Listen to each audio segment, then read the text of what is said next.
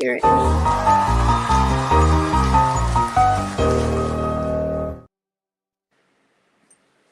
All right, hang on a minute. I got to get rid of this other thing that's going on. Hang on. Oh, sorry, girl. I was you're fine. listening to something else, and I need to get that off the stage. I hope it's gone. Oop. Okay. I think it's gone. Anyway.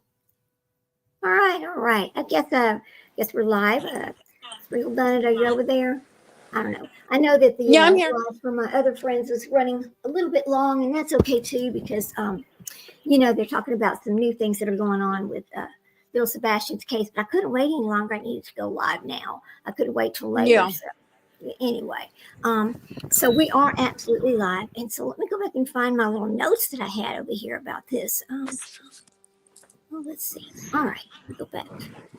Let's see. So I was looking around at some things that were going on, and I was like, "Wow, what a great subject that is." Can you hear that? Can you hear the music? Oh, let me get my other ones. Let me fix this right quick. Once again, never ready. Okay, it should be playing. All right, there we go. All right, there's some comments. Oh, hey there. Hey, Magic Star. So good to see you. Thank you for coming on by. How you doing today? I hope you're doing well. Let me get my other little earbuds. I can put it on. Oh, it's right in front of me. And then I'll get busy with what I want to talk about. I kind of surprised Sprinkled with this. I was surprised Sprinkled with this too. Can you hear everything okay, Magic?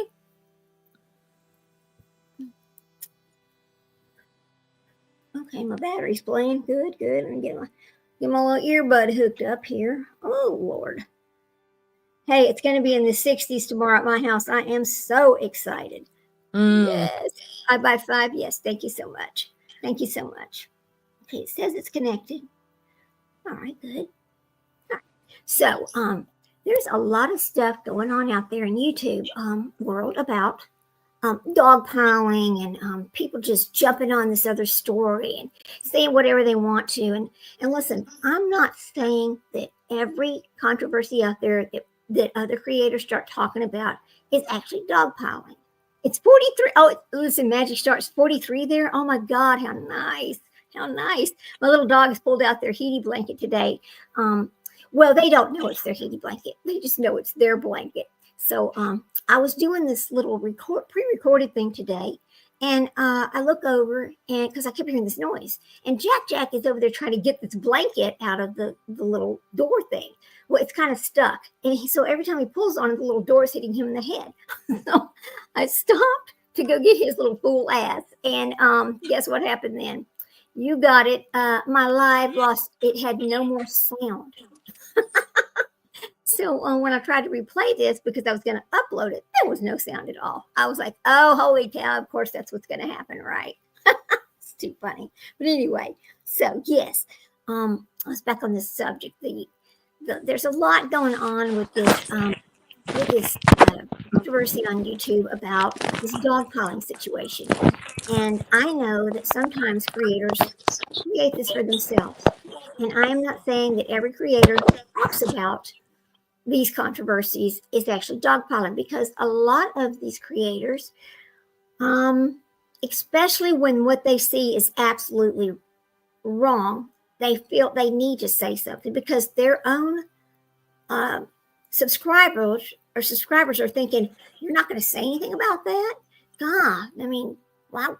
Anyway, so that's kind of the things that I'm kind of talking about. And it started with this thing over here with, let me get back to my story here. Oh, come on. And then naturally, where is it? My conversations. Here we go. All right. It started with Hidden True Crime and her stalking situation where she went to 3 different courts, basically, to file this. And finally, one court listened. Now, that's a little bit about the background. I'm sure every channel has talked about this. So it's let's see. It's been all over the place this week. So where is mine? Let me find my little discussion here. Oh boy, pages. Okay, no. I gotta go back one. So anyway, I am taking the stand that yes, some things were said that should not have been said. Yes, in my opinion, this did not belong in a court of law saying it is a stalking case, because it's absolutely not a stalking case, right? I don't think she liked some of the things that were being said about her, and wanted it all shut down, and so she chose to go the litigious way. All right, a lot of people do that. But you cannot, absolutely cannot, take somebody's First Amendment rights away. It doesn't matter whether people like you or not. They're going to talk. And you don't have the right to stop them. See? And I think that's kind of what was going on here. And that's pretty much what the judge said. So when I listened to all of this and started looking at all of this, I'm thinking some people don't even realize the actual definition of some of these terms that are being used in the court records. They're just, reading them off all over all these different channels are just reading them off and all that. And I'm thinking to myself, you really need to know what you're talking about. People want to understand what you're talking about. They may not know that what this word means or what that word means. And I think people deserve an explanation. Now, let me find my little topic over here that I had. Because anytime you touch something, guess what happens? Yes, you lose this, that, or the other. So here we go. I'll go back over here. I'll go up one. I got to go up one to my previous conversation. Anyway, so that is why we were talking today. I was going to use my pre-recorded, but again, half of the sound is gone. So there you go. I guess that was God's sign saying, no, you really do need to go live. I don't know why you want to sit over here and try to do things like that. Shit. Okay. Oh boy. How are you doing today, Springfield? I know we didn't talk much, but yeah, I'm doing okay. How's work? I was actually off today, so. Oh, nice. You did tell me it was your Friday yesterday. I forgot. Yeah, so I didn't do much today, so tomorrow is going to be filled with doing all the things I need to get done, laundry. Right. I just needed a day to kind of do nothing. I get that. I mean, some days you just got to do that. What the hell happened to my damn... Okay, I've got to come over here and do this. Okay. Here we go. Just have to put it back over here. You can hear some little typing noises. I'm sorry. I should have put this in my Word document, but I didn't. So we'll just have to type it back in, and it'll just pull back up. It's okay. What am I talking about? YouTube. Oh, good Lord. Okay, so and cross my leg. It's kind of hurting. So this is basically a battery recharge day. Oh yeah, I think it's great. We need to recharge like that because we need that. Our bodies get tired. They need to rest. They need to stop thinking, and that's a big problem. But anyway, so I'm going to read to you what where's my, hang on, I got it on my phone too. Yeah. I'm just never ready. It just sucks. I brought everything upstairs with me because my husband already went to bed. So I thought, well, I'm going to do this upstairs quietly. Let me get my look. I can use this one right here. I'm going to go ahead and just use my iPad for it. It's fine. No big deal. Yeah. It's charged. We're good. Okay. Whew. Let me just pull that up. I know. I'm sorry, guys. It's okay. You're getting it. Don't worry about it. You're fine. That's why. We can just talk about something else while I pull this up. It's fine. Oh, I'm going to give you all an update. So, I've been working with the state of Michigan to get information about a little Devlin Tate. And so, first of all, they sent me this letter about we have to decide whether we're going to give you this, whether we want to get this information to you or not. That was the first thing I had to deal with. And then the second thing I had to deal with, well, yes, we're going to approve you to get the information, but we don't know how long it's going to take us to gather the information. Okay. Then the next thing I had to deal with was, oh, and by the way, it's $420, blah, blah, blah. And you'll need to pay, $218 up front. And then whenever we get ready to send you the little jump drive that everything's going to be on, we'll ask for the other amount of money. I said, okay, fine. All of these different steps to get one thing done, right? So today, I actually paid them the half that they needed. I was like, good Lord, these people. So isn't it freedom of information? How can they determine whether or not they want to give it to you? Because I was asking for like body cam footage and the witness statements, things like that. Things that were, because 2 or 3 of these cases are closed cases. They've already, taken place. But I wanted to get basically evidence that would have been put in the trial. And so they have to go look this up and pull it out and to make copies of it. And but that's not considered in the FOIA? That's not considered part of the FOIA? No, because they don't have to release the evidence. Oh, okay. Yeah. So in Michigan, they just do everything they can to keep you from actually doing it because they don't want to mess with it. So they think if they make it expensive, or they think if they drag it out long enough, you'll just say, forget it. But I'm not going to forget it. I can see that part of it. But then when you said that they were determining whether or not they wanted to give it to you, it's like, if it's freedom, if it's part of the FOIA, that shouldn't be an option. They should have to release it. Well, I'll tell you what, the state of Texas did. I did a FOIA request for the Justin Banta case because he is the one who put the Plan C drugs in his girlfriend's drink. She drank it, and sure enough, the next day she lost the baby. Oh, wow! With murder. I contacted the sheriff's office because I wanted to do a FOIA request. I got a letter from the attorney general saying they weren't going to release any of that. Oh, really? State of Texas. I thought that was strange. Is it because he is employed with the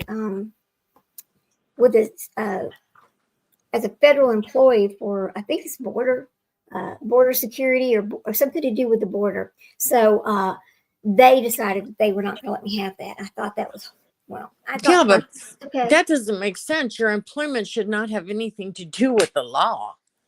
I agree with that. Absolutely. Absolutely. Okay. Now, kind of back over to where we were. So what I'm going to do is I have a little script over here, and I had to go back, and I use a lot of it's Chat GPT because it helps you find and say the right words. I'm going to do a little advertisement for them. I'm also going to do a little advertisement for worldwaves.com, which is our official sponsor for the Little Red and Sprinkled Experience live show.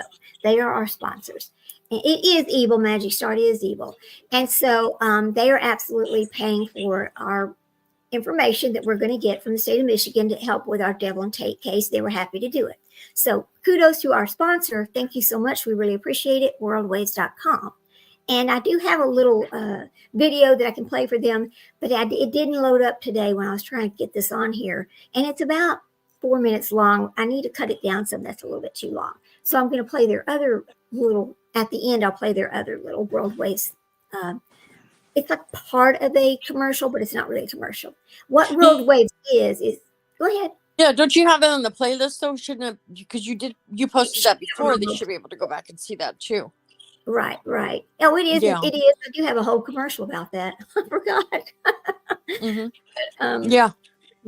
Yeah. So World's Wave, in case somebody wants to know, if you're looking at this later, is a social media platform just like YouTube, TikTok, whatever. They do all the same things, but they do not censor you like YouTube. If you want to use the M word, you can use it. Whatever you want to show, as long as it's not actually like you emming somebody else or you essaying somebody else. But like the terms and all these things that you can't put on YouTube, you can put it on over there if they don't censor their clients. And you get monetized a whole lot faster. Yes, they actually do pay you to come to their site. It's wonderful. It's a nice tool. And I do have some things on there, but the problem, here's what the thing I can't do. I cannot stream directly from StreamYard over to worldswave.com. They don't have that set up yet. They are going through trying to get it to where they can, where the Meta, which is Facebook and all that, for it to be through their programs. I don't really understand all of that. My son was trying to tell me about this, and I was like, okay, but I don't really know what you're saying, but okay. So I just said, thank you so much. I'm happy you sponsor us. We'll be good with that. So let's get back to where this is where we started. So where we started was, why creators dogpile other creators? Now, I know people are like, what do you mean dogpiling? Some things are dogpiling, some things are not dogpiling. So there's this algorithmic amplification that happens. So YouTube rewards engagement, especially around trending topics. When one creator calls someone out and gets traction, others jump in to ride that wave. And then more videos, more clicks, and more visibility. There's also something called the tribal audience behavior. Now, that is when viewers often align with creators who reflect their values or outrage. So dogpiling reinforces group identity, where the ones who see through the lies we're the ones that's defending the community. That's another thing that happens. There's also reputation management. That is, creators may feel pressure to speak out to avoid being seen as complicit or silent, especially in commentary circles. Silence can be interpreted as, okay, it's an agreement. I don't care. That's fine. And when you're talking about free speech or the First Amendment rights, no YouTube creator is okay with that. I'll tell you that. That's a big to do with YouTube. And it should be, because we come on this platform because we have something to say, because we want to bring information to other people, and we want to be able to use our First Amendment right for free speech. So the other one, now this is kind of not really good, but it happens. Content recycling. Now, some creators repurpose the same drama with slight variations and reaction videos. They're breakdowns. Here's why they're not telling you: to keep the topic alive and to monetize it. We know they do it. We see it all the time, right? You'll see some creators, they have done a video, I don't know, a long time ago. They will come back and use a portion of it, but change, like restructure it towards using it's saying something different, but it's the same video, but it's just saying something different. And we see that too. There's also the power dynamics and the clout chasing. It's also something that happens on YouTube when creators start dogpiling each other. But here we go. Smaller creators sometimes dogpile bigger ones to gain visibility. It's risky, but if done cleverly, it can boost their channel overnight. We have absolutely seen this. We have seen people do it. We've seen people jump on that situation with other creators. I'm not naming names today because that's not why I'm here, right? Okay, Megistar says she considers recycling content to be a complete lack of originality. Thank you. I agree with that. It absolutely is.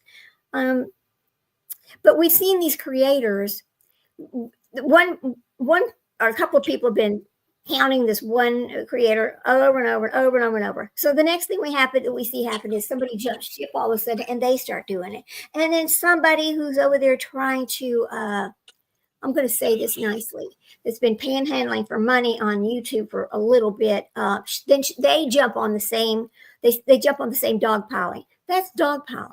But when you come back and you say, listen, folks, I want to talk about something that's going on and give you my take on it, or talk to you about how I feel about it, or let me hear how you feel about it, or they just call out the creator because what they're doing is abusive and should not be on YouTube at all. One of these situations that I consider abusive is when you go to the law and you start hollering stalking just because you don't like something somebody's saying about you. Okay? That's abuse of the law. And it's also trying to shut somebody up from using their First Amendment rights. All right, for free speech. That is one of the things that's happening. But this is not the first time this happens. There's all kinds of other cases that this has happened in. 2019, there was a big one. There's been ones where people have just left YouTube altogether. Just nasty things that happen out there. So here's another thing that happens with this. Controversy generates views, and sure does. Videos that expose or criticize another creator often get a large number of clicks from people seeking out the latest drama. Creators use provocative clickbait titles and thumbnails to attract this traffic. Yes, they do. I really do not like to see clickbait thumbnails and titles that have nothing to do with true facts of a case. An example of this is when we have seen cases like the Jack and Lily case, and somebody says, Jack and Lily found deceased, blah, blah, blah. No, that was not true. It's never been true. It was all completely AI generated. When you contact this other creator about this, the simple question they ask you is, oh, where did you see, what state do you live in? Oh, what do you mean, what state do I live in? Why are you not telling the facts? Why are you just making up AI creator? AI can create content about this case that involves real missing children. I was really shocked by that. Well, most What? AI created content isn't even accurate. That's right. It's not. It's a lot of mistakes because it pulls things in and then fills in the blanks of things it doesn't know. Mm-hmm. And I don't like that at all. Another thing, and I don't understand a lot of these creators that do use AI content with some of these cases. Do they not research any of these cases before they use the AI content? Because if they did, they would listen to what they're putting out and realize how inaccurate it is. Yeah, you would think so, but you know what? They don't. And that really shocks me so much because I'm like, did you not listen to what your little video said? Now I'm gonna use AI to make a little video about something that I've written script on, so I know what's being said. I don't just go over to some place and say, okay, just make me a whole video and then I'll just throw it up on YouTube. That's not what I would write the script. And it's one thing for people that have been following these cases where they know the facts of it, but it's for the people that are just coming into some of these things and they're getting the AI content, they're not getting the true stories. And that really, when you're talking about a true crime case, like about little missing children and stuff, that really does affect the case. Mm-hmm. Oh, absolutely. It's putting out things out there that are not true, should not be out there. Nobody and everybody who listens to it, who knows the case, knows that it's not real. But when you have people who don't know the case, and then they come into it and they see this and they hear this, they go, "What?" And they start believing it. And then when you try to change their mind and talk to them about it, they're like, "Well, that's not what so-and-so said." Especially when let's say you've got a big giant channel. Let's say your channel has 300,000 subscribers. And let's say you put out misinformation. Who do you think they're going to believe? You or the small channel over here that's not even monetized that might have 10,000 subscribers. Right. The big channel is really unfortunate. The misinformation with AI is just ridiculous. It is. It absolutely is. And I'm just shocked because one time something's going to happen somewhere along the line where somebody uses an AI for the case and there's going to be a lawsuit that transpires, and then all that AI content is going to be much more regulated. I'll guarantee you that. Well, I hope that is the case. I really hope they would. I have asked YouTube, and I have reported to YouTube some AI things and asked them, why are you allowing this? You can clearly see that it's misinformation. None of it's true. They didn't fact check. Why is this allowed? Because it's payment only. Yeah, litigation will solve that. That's the only thing that's going to solve that. When somebody gets sued over something, then it will change. Now, we all know that, rewarding negativity. Yes. We all know that you can gain a large amount of followers quickly when you start getting on these, jumping on top of the dog piles here. And the controversy allows them to tap into the larger creators' audience and bring new viewers into their own channels. And then there's that monetization we talked about. The monetization, anything that is drama means money, okay? Because people want to know. Hear that noise? Hang on. Anyway, people want to know. They're gonna see all this, and they're gonna start going and looking up all these different channels. They're gonna go look at all of them, and then they're gonna start watching these lives that are 4, 5, 6 hours long. They listen to this as they're driving, whatever they're doing during the day, and that's big money. Then there's this thing called the drama ecosystem. And this is kind of an important one. A specific subculture has developed on YouTube around celebrity conflict, which has its own established patterns and motivations. Okay. The drama channels. Okay.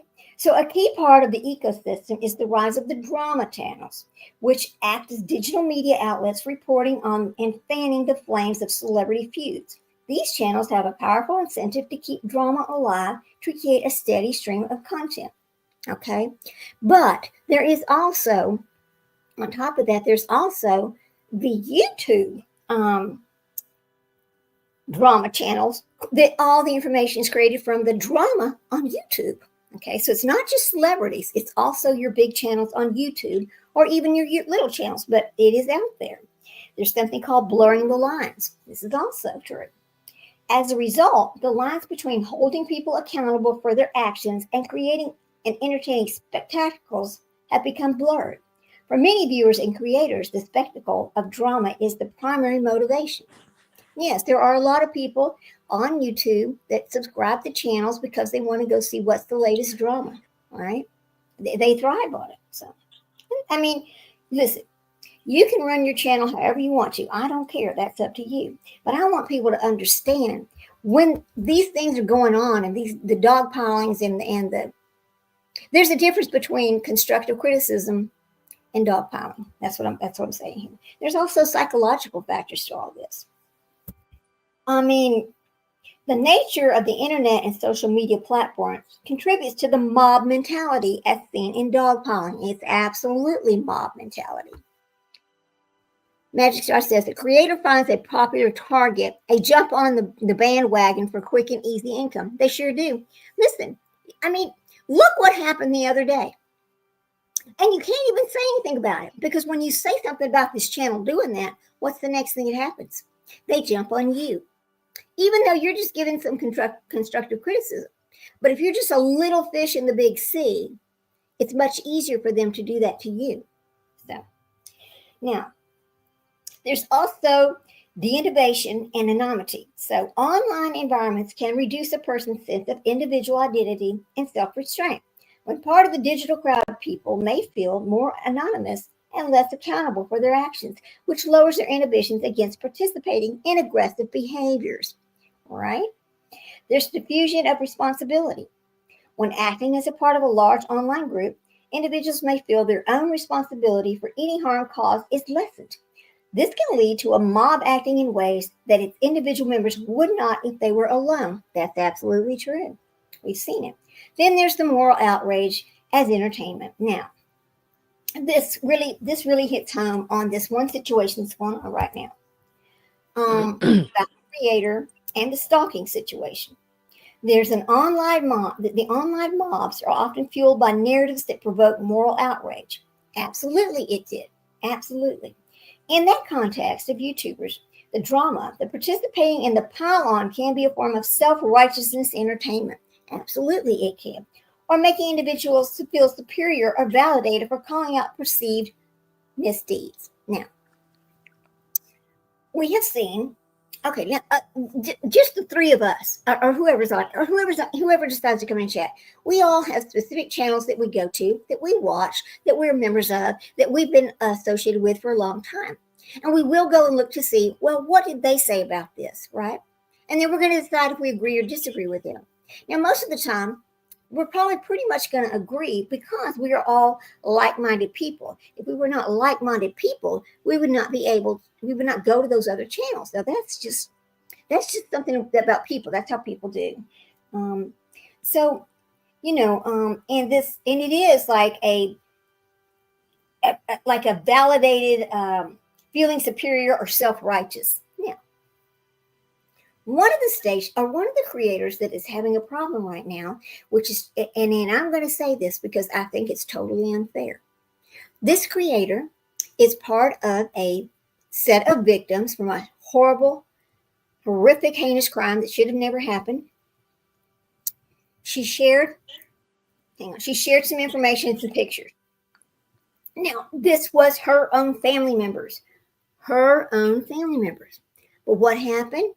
The other creator quickly struck her, put a strike on her channel because she used that content. It's her own family members. Why are you not allowed to use your own family members? Where do you think these creators got these pictures and all this other information?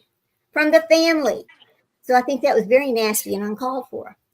It shouldn't be allowed. It should not be allowed. Absolutely not. Too many people abuse the strike system. I mean, it happened to me. Look, that Patrick dude did it to me over the Whitaker situation. Mm-hmm. Thing. Now, and I learned this about him after the fact. And it's on YouTube. It's all over the place. So I don't know why it's even allowed. He himself it was put out there by, I believe, Eric. I'm not going to say that. I'm not sure. I need to check that fact. But it was put out there that he was a sex offender. That he had just pled out a case or was on a registry or something like that. Now, here's the thing. I do want to verify if that's true or not. If it is true, why is he on YouTube? YouTube has rules. They have certain rules and community guidelines that certain types of offenders cannot have channels. They should but that seems to be very lax. Look at your favorite, Gypsy Rose. With that, she shouldn't be allowed to have a channel.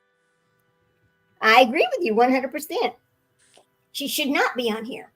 And but she's a hot topic on YouTube, and she does get dogpiled. She absolutely does, because everybody knows if they talk about her, it sells. Mm-hmm.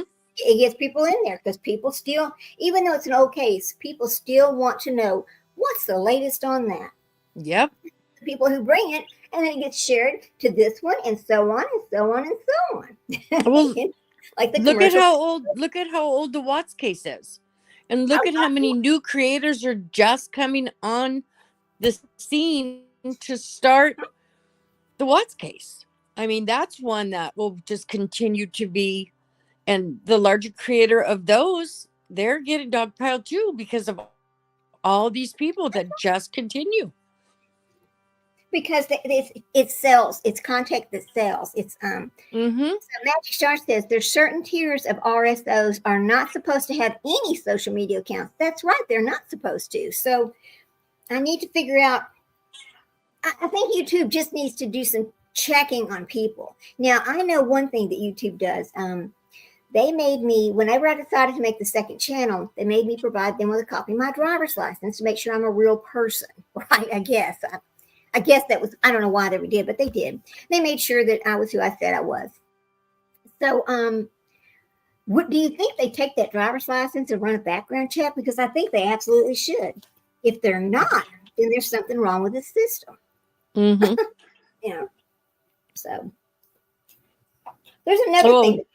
False driver's license are a dime a dozen. I mean, you can get anybody's name printed on one. That's true. You could. So they must be looking it up to make sure it's a real driver's license. But I think in order to do a background check, I think you have to give your consent.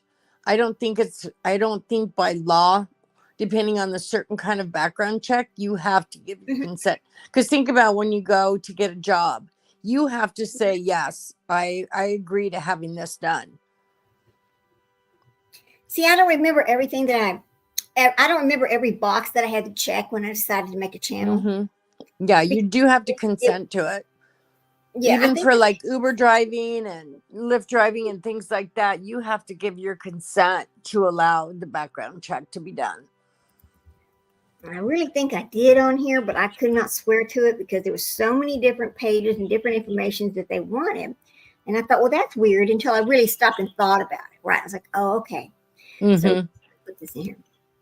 I'm going to go back and pull this up over here. Let's see. Oops.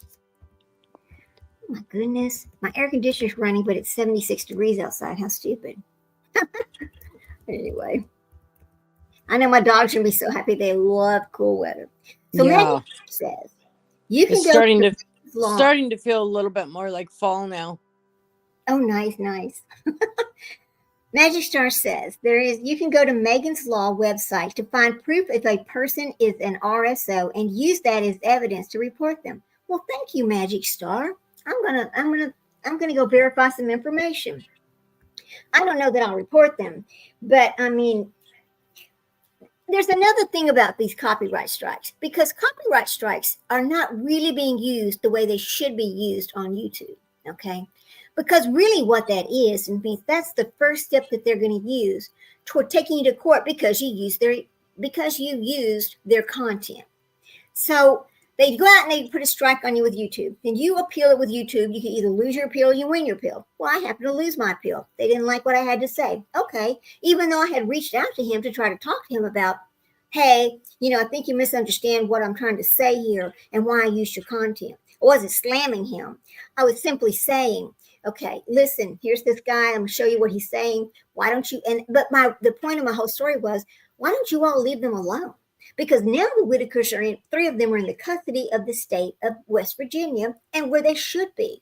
West Virginia should have taken over that family a long time ago. Oh, absolutely.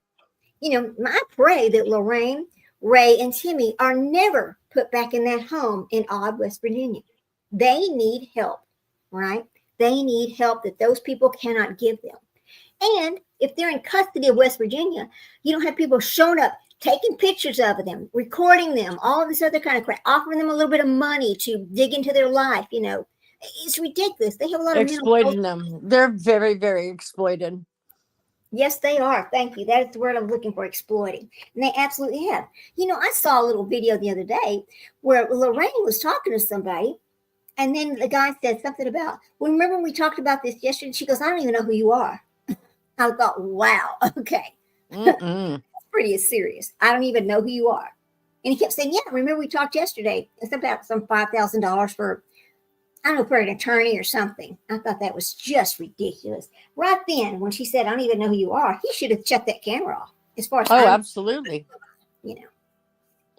So the next part of this is instant gratification. Okay. The fast-paced nature of online discourse and the rewards of engagement create an addictive cycle. The constant drama can feel like emotional fast food that provides quick, intense bursts of satisfaction, but ultimately leaves the viewer and the creators feeling drained. Okay. And there is an entire trend of YouTubers exposing each other. Now, I don't know if y'all use Reddit very often, but Reddit is a wealth of information. There's a lot of stuff over there. Reddit is like the wild, wild west, I tell you. It is. But I like if I want to, like certain questions, I'll go ask Reddit to see who answers it and see what the answers are. Because that is a bunch of people that are not in the same algorithm that we're in here on YouTube. Because we are sucked into a little algorithm. And that is because of the nature of our channel, because we talk about psychology, true crime, and things like that. And that is what sucks us into this algorithm with all these other people. And I don't know if we're ever going to get out of it, I don't know. But it's pretty bad. Now, there is also, and I don't know if you know of this or not, but there is a case, and this was classic dogpiling way back. The case is James Charles, and it's from 2019. It was called Bye Sister, The Fallout. So here's what happened. After beauty influencer Patty Westbrook posted a video accusing James of betrayal and inappropriate behavior, dozens of creators jumped in with reaction videos, commentary, and exposés. The dogpile dynamic happened. Many creators used the moment to boost views, even if they had no direct connection. All right. The sheer volume of content created and the digital avalanche just amplified the public backlash beyond the original claim. That is what I'm saying. You have people who jump on here. They don't know the person. They've never been to that person's channel before. They don't know anything about that person. Never been in their chat group. Don't know they don't know anybody else even in that chat group. But what are they doing? They're jumping on to whatever it was that happened and putting their 2 cents in. They're going to put their 2 cents in, by God, whether it's right or wrong. But what happens? People who kind of know about what's going on, they're going to go and look at that other person's channel just to see what they had to say about it. What was their experience? What was their emotion? What was their what did they feel like they needed to say about it? What's the word I want to use? Hang on a second. I mean, they want to just go. Of course, they just want to jump on the band. They just want to jump on the bandwagon. Yeah. Thank you, Sprinkle, because I couldn't think right there. Yeah, they're jumping on the bandwagon, and they know that whoever's going to come look at their information. But here's the thing: when you do that kind of stuff, people might not ever come back to your channel. That might be your one and only. And the thing about YouTube is consistency, because you can have a video that does 30,000 views. You can have a video that has 200 views. You can have that has 5, 10, whatever. The secret to YouTube is consistency. Okay. So I'm going to go and find a little bit of this, and we'll play a little bit of this this James Charles thing. So hold on just a second. I know it's right here. James Charles, even though it's old, it's from 2019.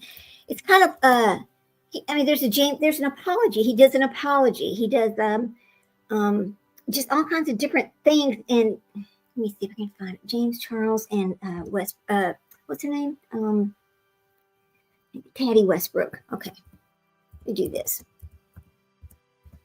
Now, I will tell you that I'm not going to show any of the information on the latest situation on YouTube because I don't want any part of that. Okay.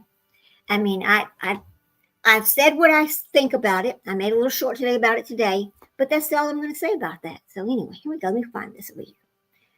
Okay, just a second. This was let's see. Here's something from 5 years later. Let me go back. I don't remember this person. I don't want to show that there's one. Here's the drama. I don't want to show the one that is a parody. I want to show the real thing, not a parody. Okay, so because there is some parodies out there on that same thing, just like that other person's doing already on somebody. She does parodies every other day about these people. I don't understand. It is funny for a little while, but then it becomes not funny because look what you're doing to that person. You're only getting a few big clicks and views, but when you stop doing that, people are going away. Okay, so here we go. Here's the drama.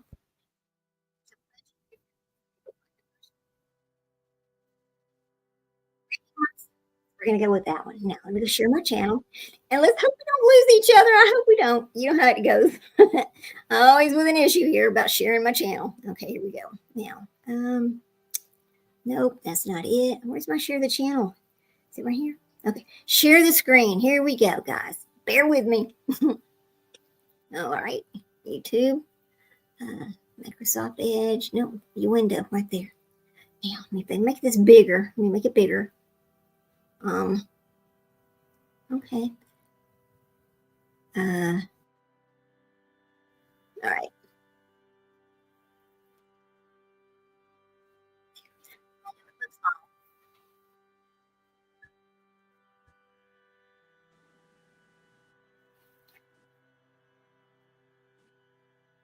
Come on. I want to make this bigger.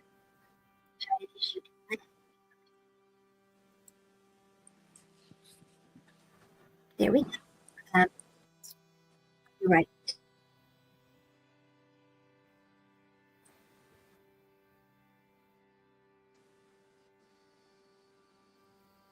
Oh.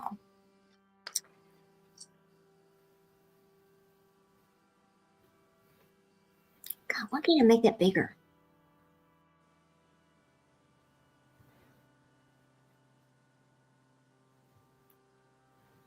Oop, sorry. Play like that. We just have to look at it. It's a little bit ugly, but that's okay. I'll be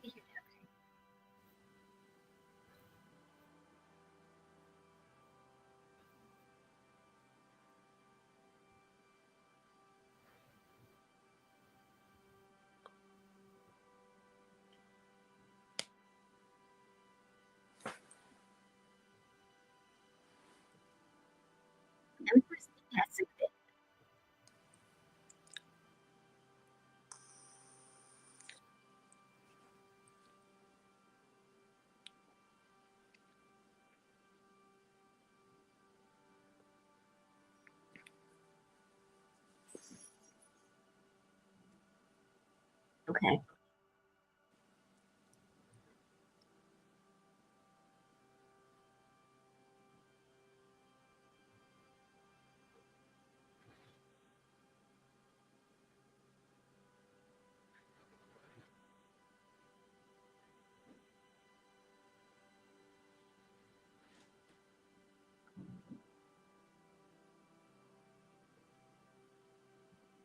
I will tell you, this is not 9 hours, 40 minutes.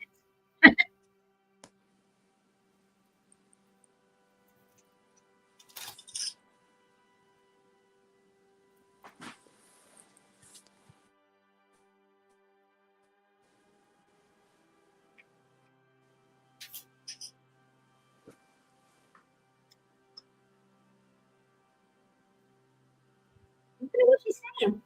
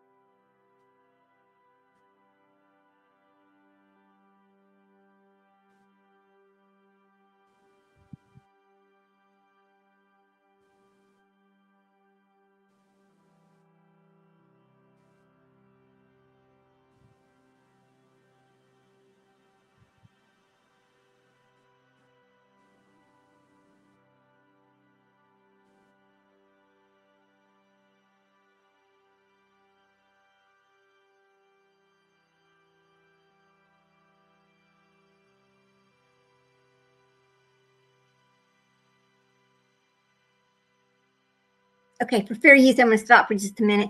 But what she's saying here, I mean, based on the whole situation with her had something to do with a beauty influencer, and I don't remember how the whole thing started, but I like what she's saying. I like what she's saying about follow your heart. Don't follow the mass. Don't be part of the dog pile. Don't listen to other people. Don't just jump on the bandwagon because somebody else is on there. Don't do that kind of behavior. Right? I think that's what she's trying to that's what she's trying to say here. And I kind of agree with her. What do you think, Sprinkle?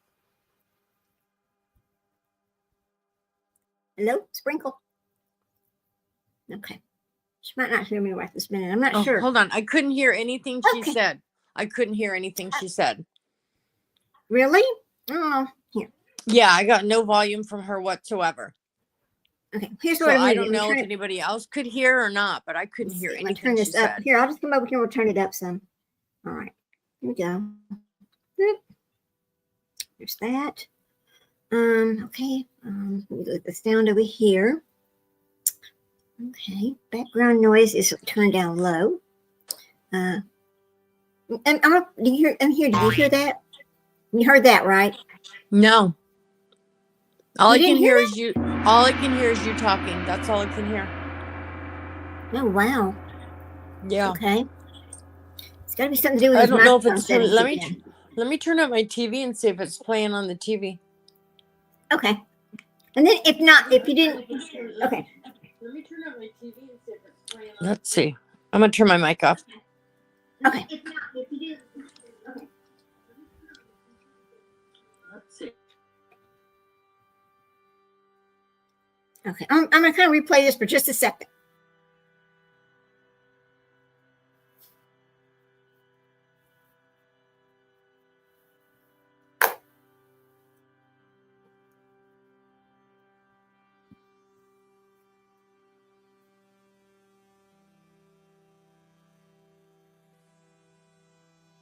Yeah, there's no volume on my TV, Low Red, when she's talking either.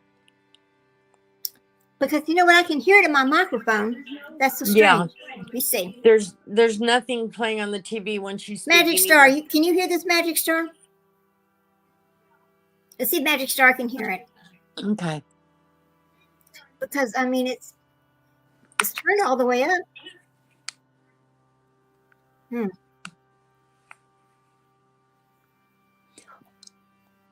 Do you think it's because you have your screen open? Because it looks like you have all your controls. Because I can see the chat on the TV screen that you're looking at on your computer.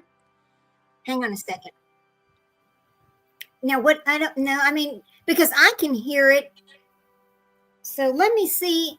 Let me see what Magic Star says. I mean, you should be able to hear it. That's kind of weird.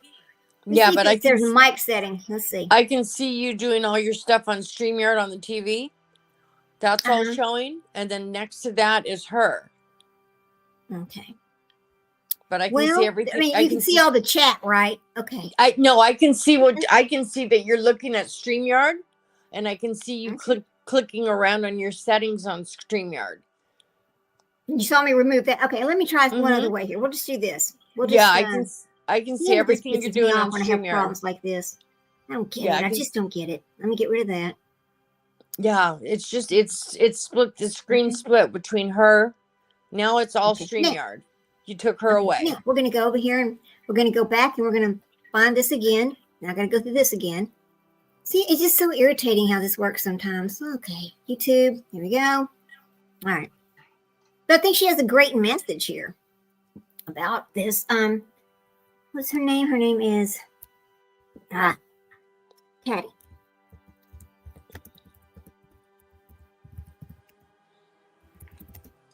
And Charles, what was his name? James something. James Charles. I think it is James Charles. Let's see. Okay. Where is it? Okay, there it is. Let's stop this and go find the right one. There's several of them because there was a bunch of drama that happened with this. So, let's see.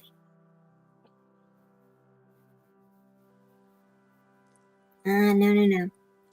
This is the breaking the silence right here. Now we stop. Take this back over here. Now, I'm going to go over here to you, this right here, and we're going to share the screen. So let's see if this works now. I hate having to redo things. I really do. No, I don't want to use that one. Nope. I'm going to go add a different screen. Hang on a minute. Why is it doing that? Plus. Stop sharing that one. Okay, now add the screen. Here we go.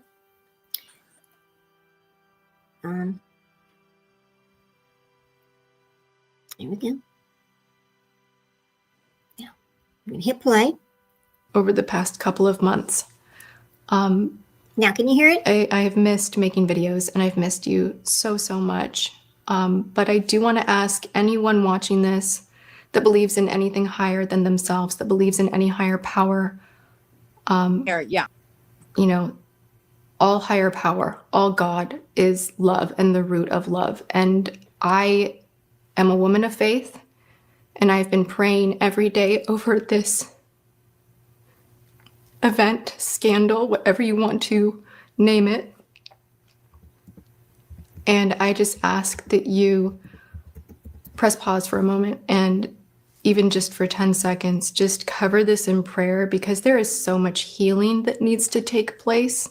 There was a lot of injustice and there's a lot of truth that needs to come forward, but it is not going to be easy and it's very painful. And I don't wish harm or hate on anyone. And I just want to make that very, very clear. I'm an imperfect person and I do my best to be caring, kind, and loving, and I screw up and I make bad choices. And I think that we all right now, we go online and it's really easy to make terrible choices, even with how you cast a vote on your what your opinion is of someone's news story or, whatever is going on in the world or just anything you see in the media right now. Be mindful.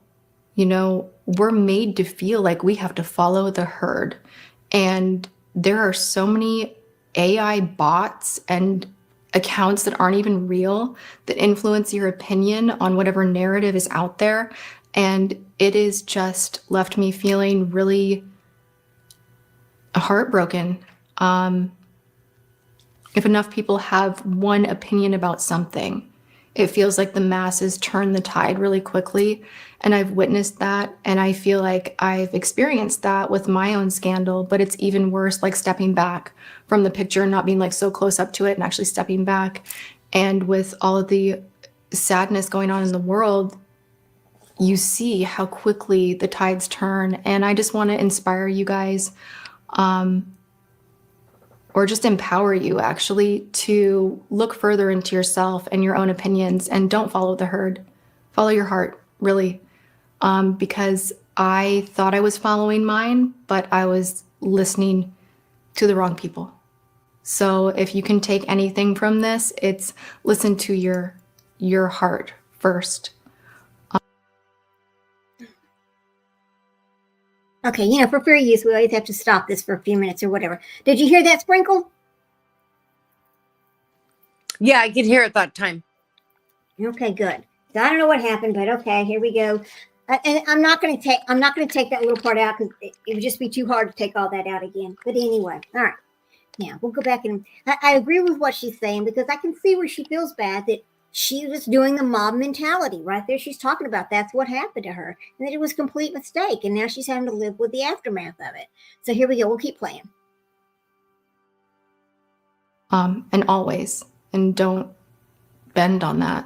I feel like sometimes we're afraid to be ourselves in this world. Like our freedom of speech is expanded in areas and limited in others because the second that someone jumps and disagrees, it feels like so many jump with that and you feel voiceless and afraid to speak up.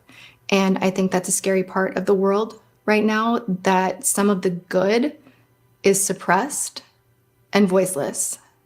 And I'm not here for that. And I want to speak as much of my truth as I legally am permitted to do. And so I'm going to share what I can. And I love you all so much. And I'm grateful for anyone that has come here to hear my experience of 2019. So talking publicly about a wound in my heart that I don't think will ever fully heal is not something I ever wanted to do. I avoided it, even though I felt the heaviness of so much disappointment. Until today, I made no comment, and I have made every effort to move through this with dignity. The reality is, every day I've struggled quietly trying to rebuild my now poisoned reputation. The heartbreak that was born from the scandal still lingers, and I feel it won't ever have the opportunity to completely heal until I uncover the truth from all parties involved and their motivation of it all. For over a year now, every time the scandal is revisited, either in the mainstream media or through social platforms, I become the #1 target of relentless hate while remaining voiceless. I've lost over a year of my life terrified of social media and terrified of speaking up against the people that used, coerced, and manipulated me into uploading my video in May of last year. As a result, the damage to my health, relationships, reputation, business, and general well-being have been enormous. The platform that I love, thank you, Magic. This platform that saved my life and that changed my life, has become toxic.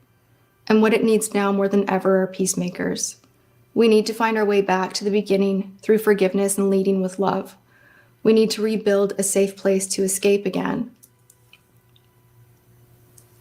Our world seems to be falling apart all around us, so the last thing you need me to do is fuel more hate by releasing my receipts and voice memos. But I know many of you are needing some answers, as well as a long overdue apology. Okay, I just had to stop for fair use for a minute. Now, I like what she's saying. I mean, like she's talking about, it was so painful. There's so much that happened. She doesn't even want it to start over again. She doesn't want it to start over again. So she's trying to find a way to bring her peace without bringing it all back out there for them to just restart over again on the dogpiling and abuse this is basically what happens here. Now, I don't know her whole story. She's going to tell us part of it, and I appreciate that. And again, I'm only showing this because it is one of the major dogpilings that happened on YouTube before. It is noted, it is talked about, and there's still new videos out there. I saw one just recently, but I wanted to use this one because I felt like her telling this part of it is really her being completely honest about what happened. So we'll keep on going. For the role that I played.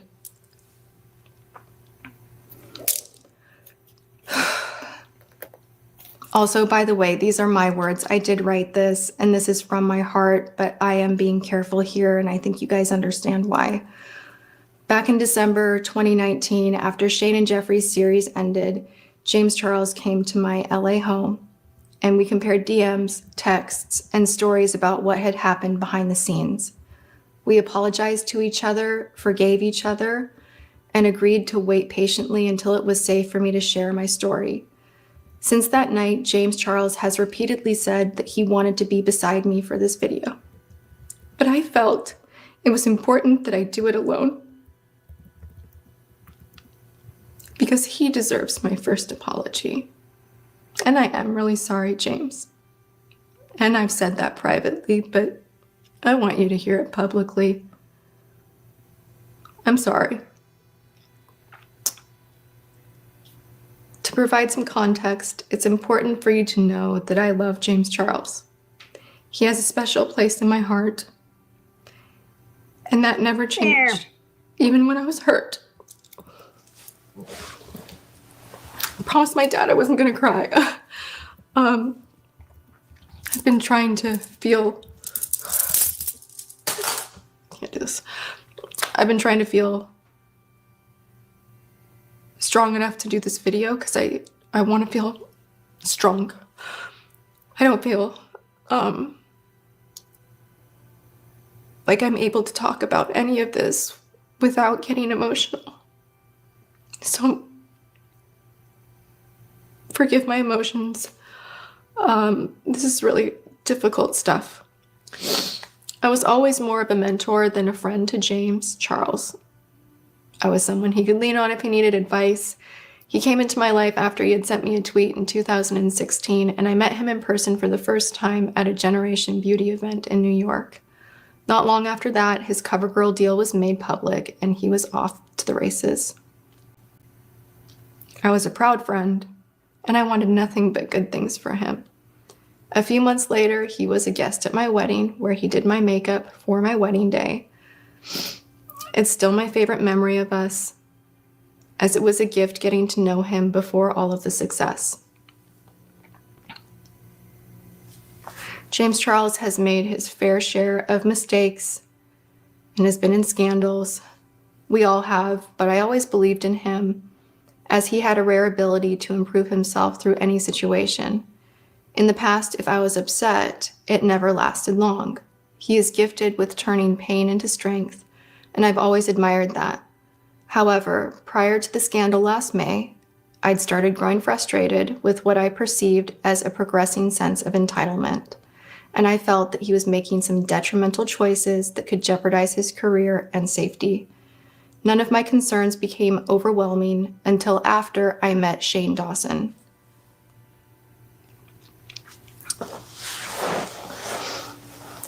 When I made my video, I expressed my opinions about James Charles's behavior.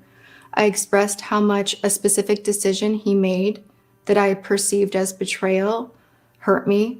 I was very worried and heartbroken, but I did not lie in that video.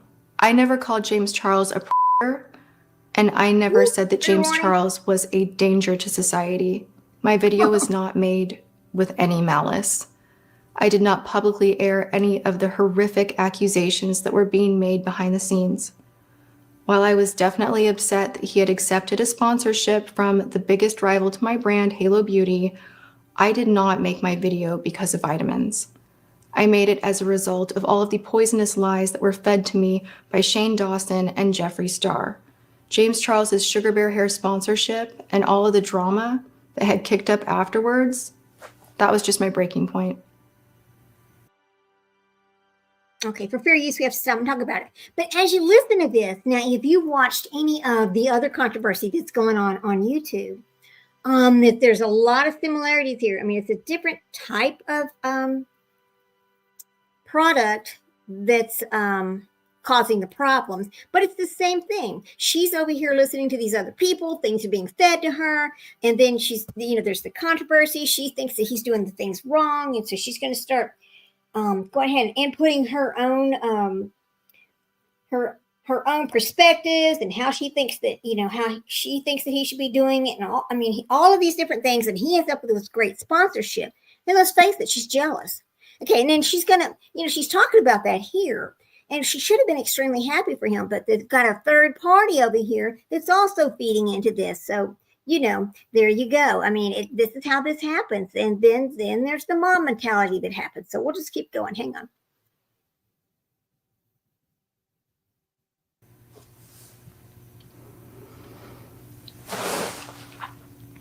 Yes, I'm a grown woman. I'm smart. I can usually spot deceit and manipulation a mile away, but my guard was down from being heartbroken, and I allowed myself to be worked by Shane, Jeffrey, and others. After my video went up, I was never served a lawsuit or any cease and desist letters. I only privated my video at the request of YouTube because YouTube said it was a bad look for their platform. James, I am so sorry that I allowed myself to be poisoned and weaponized against you. I'm sorry that I bought into any of their lies. Believing those lies and allowing myself to be gaslit into making that video is one of the biggest regrets of my life. I should have tried harder to reach you over those concerns in person.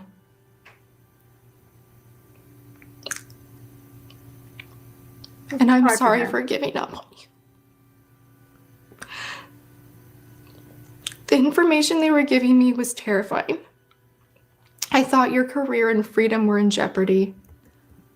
I was trying to get you to put your phone down and seek help because I was told there were a lot of victims that were going to come forward to destroy you. I was foolish for believing them. I was scared. I thought if I called you out, you would put your phone down and stop the detrimental behavior I was being made to believe was true. James, I apologize for uploading that video. I should have known better than to fall for their lies and manipulation, but in the end, I failed. And instead, I allowed Shane and Jeffrey to put a wedge between our friendship. Jeffree Star first contacted me early in his YouTube career wanting to meet. But it wasn't until 2017 that we started speaking. I knew that Jeffrey had had a lot of drama in his past, but when he came to me, he presented himself as someone who had changed and was trying to be better. I saw his pain and I felt that I could be a positive influence. As time went on, I learned that being friends with Jeffree Star was like being friends with a lion. Yes, he may have been dangerous, but he was always really kind to me. From time to time, I would see improvements, which were followed by setbacks thereafter, but overall, I thought he was growing as a person. And again, I thought I could be a good example for him.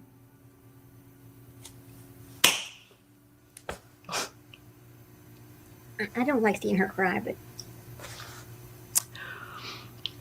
I even tried to get him involved with my favorite charity.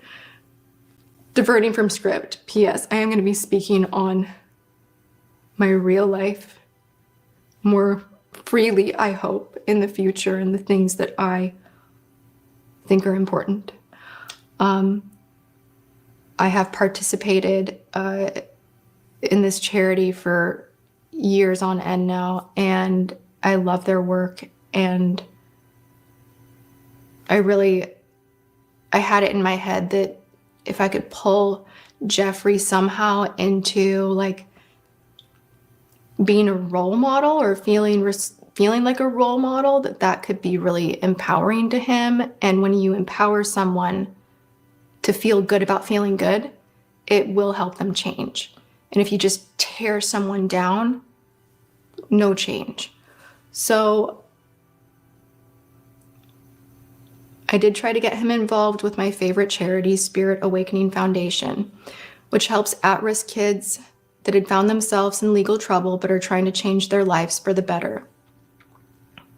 My intentions with Jeffrey were good, but I was a fool for thinking that I could ever help him become a better person.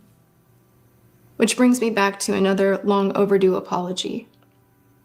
Jackie Ina. Jackie, the moment that Jeffrey went off on you, the day before my first video collab with him went live, I should have run for the hills. I was naive. I was excited about the video. I got it twisted that you had provoked Jeffrey because you were angry that I had filmed with someone who had a history of being labeled by others as a racist. Jackie, I'm sorry that I did not do the right thing and walk away from him then. I should have not been blind to the reasons behind the accusations of his racism. I shouldn't have defended him, and I regret any of the pain that I may have caused you.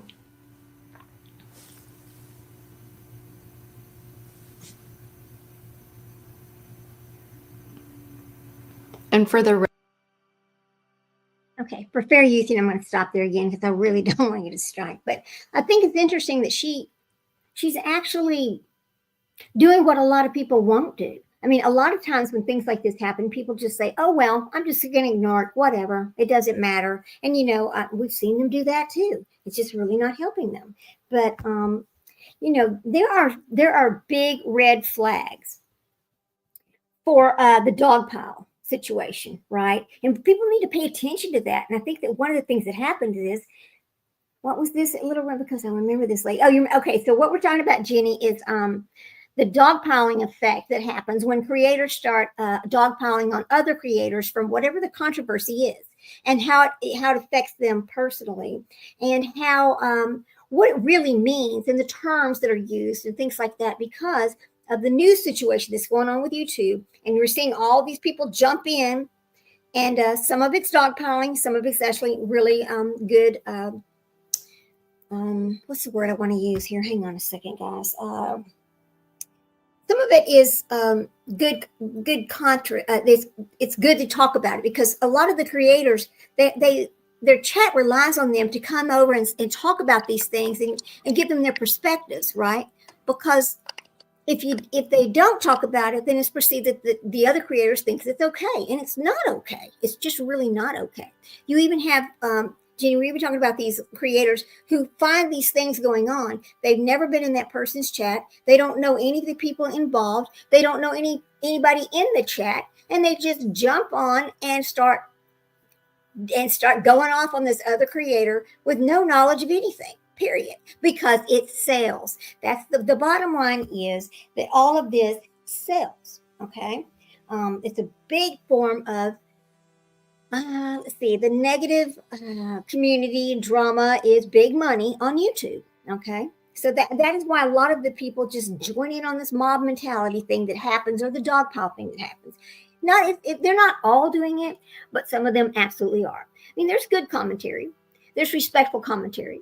There's talking about it because you're trying to understand exactly what happened. And then there's the dogpile. So I'm going to, oh, you fell out? Okay, let me add her back in. I guess Sprinkle fell out for a minute. I added her back. Anyway, so here are some of the red flags about this. Yeah, I've got. Oh, you there? Okay. I've got terrible static on my end. Uh-oh. Are you on your phone, or are you on the laptop? I'm on my phone. Okay. The funny thing is I'm I not think really it's hearing better it. now. Okay, good. Yeah, it's terrible static. So when here, it's like when creators swarm a controversy, whether it's justified to critique it or just opportunistic content farming, because it is content farming, right? And if you're a creator, you kind of know what I'm talking about here. If you're not, you're still going to know, because I'm going to explain this all. So there's like this. Let's see. It's like when multiple creators react to the same scandal within 48 hours. I consider that dogpiling, right? And it is kind of dogpiling. And then there's the, Jenny, we're talking about, and then there's the thumbnails with these just absolutely horrific thumbnails that's not even true. Like when you see these thumbnails about, we're going to talk about Lily and Jack. Oh, Lily and Jack found deceased, or Sebastian found this, or whatever it is. Okay, Jenny, thank you so much. They just jump on it, and it's not lies. It's lies, and then they're doing it to get people to come into their chat. Okay, so that is a problem here, and it should not happen like that. So that's kind of what we're talking about. And this particular person had a really bad time with it. Something bad happened to her, because the guy that she's actually talking about lost 1 million subscribers overnight. Exactly. Yes, it was that bad. Now, he was able to gain his subscribers back, and he's okay. But there are other channels where this has happened to these people, and their channels are gone. They never came back. They just left. They could not regain their channel. It was so bad. It's like people just ran them off of YouTube, and they were wrong. It's just wrong. So the thing about this dogpile effect is a form of online harassment where groups of people target a single individual by flooding them with negative comments, insults, and criticism. This is a common form of online abuse and is closely tied to the cancel culture and social media pile-ons, right? So, we've talked about the key words here that you need to think about when you're seeing these things happen. I mean, it happens every day on YouTube. You see it happen to, I'm just going to say it. I'm going to say, you've seen it happen to Brittany J. Now, a lot of these creators think that it's their business to talk about her channel. It's not. It's none of our businesses. I don't care what she's doing on her channel. She can run her channel however she wants to. If she wants to fall asleep, that's her business, right? I'm not getting involved in what she's doing with her channel. And I would like the same respect given to me. Don't worry about what I'm doing with my channel. That's up to me and Sprinkle, because this is actually mine and Sprinkle's channel. This is our little Red and Sprinkled experience. And, I'm always open for people to, you can come up and tell us what you think about it. You can come up and talk about a story that you have that's the same thing, because it happens in real life too. It's not just here on social media. It can happen to you in a classroom. It can happen to you in your neighborhood. That's, it is ugly. It is so ugly, right? And I don't know why we do know why they do it, because it is a form of misinformation. Exactly, like it is. But it's like this disproportionate punishment. It's like these people decide that they're going to punish this person for whatever it is that they don't like that they have done or seen, etc. So the response is often far more severe than the initial offense, which can sometimes be a simple mistake, a differing opinion, or a comment taken, or just taking something out of context. Now, the big case is going on right now. It's a little bit different, because what she has done is try to stop people from using their First Amendment right, free speech. You cannot do that. You cannot use the court system to do that. Another thing that person has done was comparing herself to the victims of this heinous crime. Absolutely not. No, ma'am. And another thing that happened in this current controversy is this person saying that that she is the reason, or making a statement that she helps these people get justice. No, she doesn't. Reporters are not getting justice for these people. We are not getting justice for these people here on YouTube. We are talking about it, and it's a form of entertainment, and we're bringing this information to the public, but we are not the reason why they've received justice. That is the court system and the law enforcement. That is how these people get justice, not from anything we say. Honestly, here on YouTube, we are not going to solve any crime out there, but we are going to talk about it, and we are going to see if we can help somebody that's involved. Like we're going to help pass along things about missing children. We're going to help, maybe collect money, whatever it is we can do to help this family. But one thing we're not going to do is go to that city, get ourselves involved in that family's daily life for the money we can get for the money or the financial gain that we can have here on YouTube. And that's exactly what was happening over there. And she just turned around and turned into a big old mess. You don't talk about your victims. They're not your victims. They're the victims of a crime. You don't own the case. There's just so many things that's wrong with that particular controversy. It was not as simple as what happened over here with her breaking her silence. It's not the same, but it's kind of close because of how it came about. People talking about people sharing things they shouldn't have been sharing. You don't share your private emails with other creators. You don't do that. You don't take your mod's emails or your mod's information, whatever you've been talking to your mod with, and then go share it with some other creator. You don't do that. And it's just things like that. That's how this kind of happened. So, and I don't know. I just think people need to see these red flags for when these things happen, because it can happen to you. Look, Lady Freedom and I went through a horrible thing. I was on a damn cruise boat. So, I mean, that's how easy it is to happen. I don't want to see that happen again. But, and then there's this lack of accountability. Now, when the targeted person offers clarification or evidence proving their accusers wrong, the dogpilers often fail to take accountability. They just move on like, oh, well, right?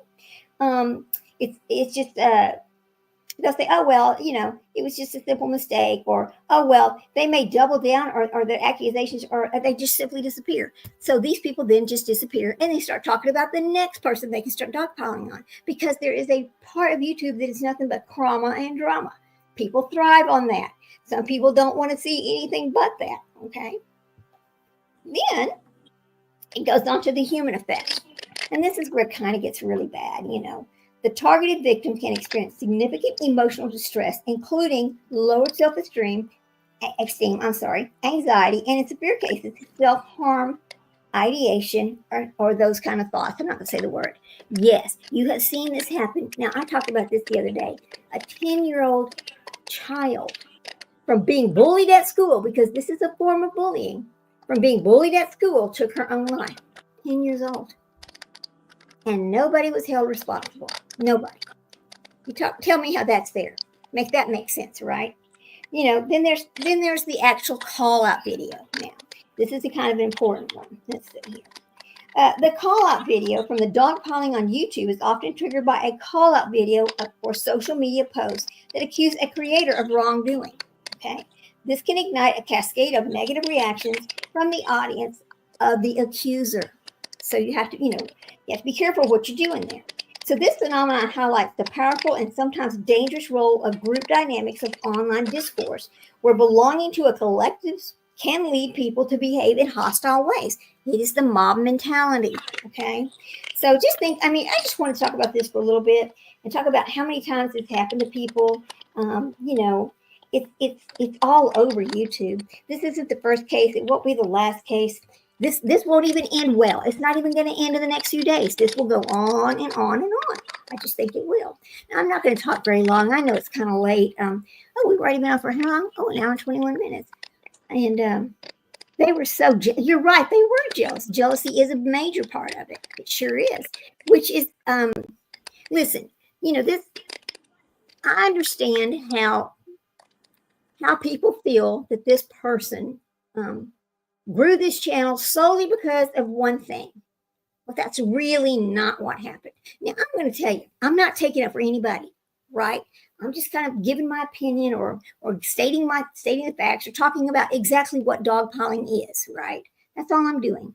But I think it's really sad that people use jealousy, about how a person's channel grew. You should never do that. If you work hard, and some people just find their niche and their channel just takes off. Some people, it takes a little bit longer. We can't all be superstars, right? Some people come onto YouTube and they were famous before. And so their channel flies out the door. It just goes fast, right? Yeah, 12, okay. I'm back. Thank you. All right, Jenny. So let me look up one little thing here. Sprinkled on it, just jump right in and say whatever you want to while I look this up. Please do. Yeah, I think it's all about morals, too, of people. And I think that morals are very lacking in a lot of people. You're right. It sure is. Let's see.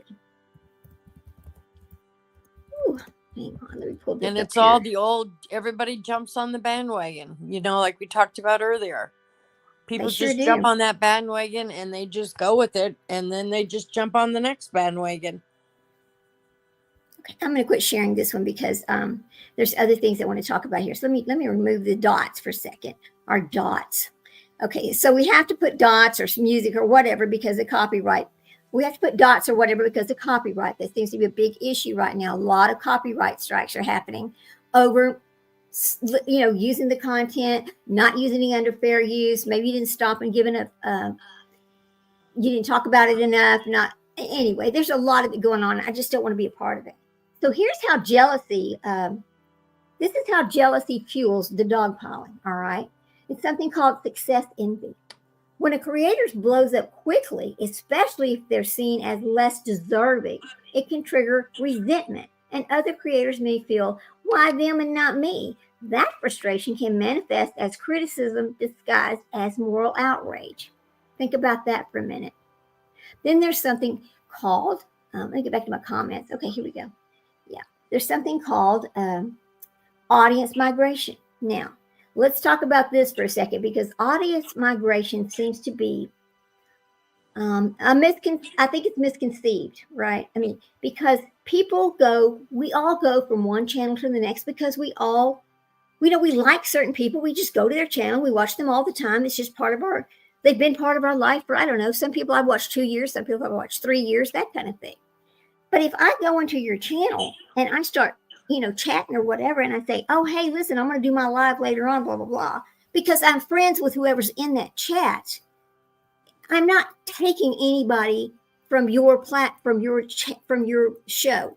I'm not using your show to jump my show off. I'm not, because I've already posted it out on YouTube. Hey, I'm going to go live, blah, blah, blah. I'm just simply having a conversation with one of my friends who happens to be in chat too.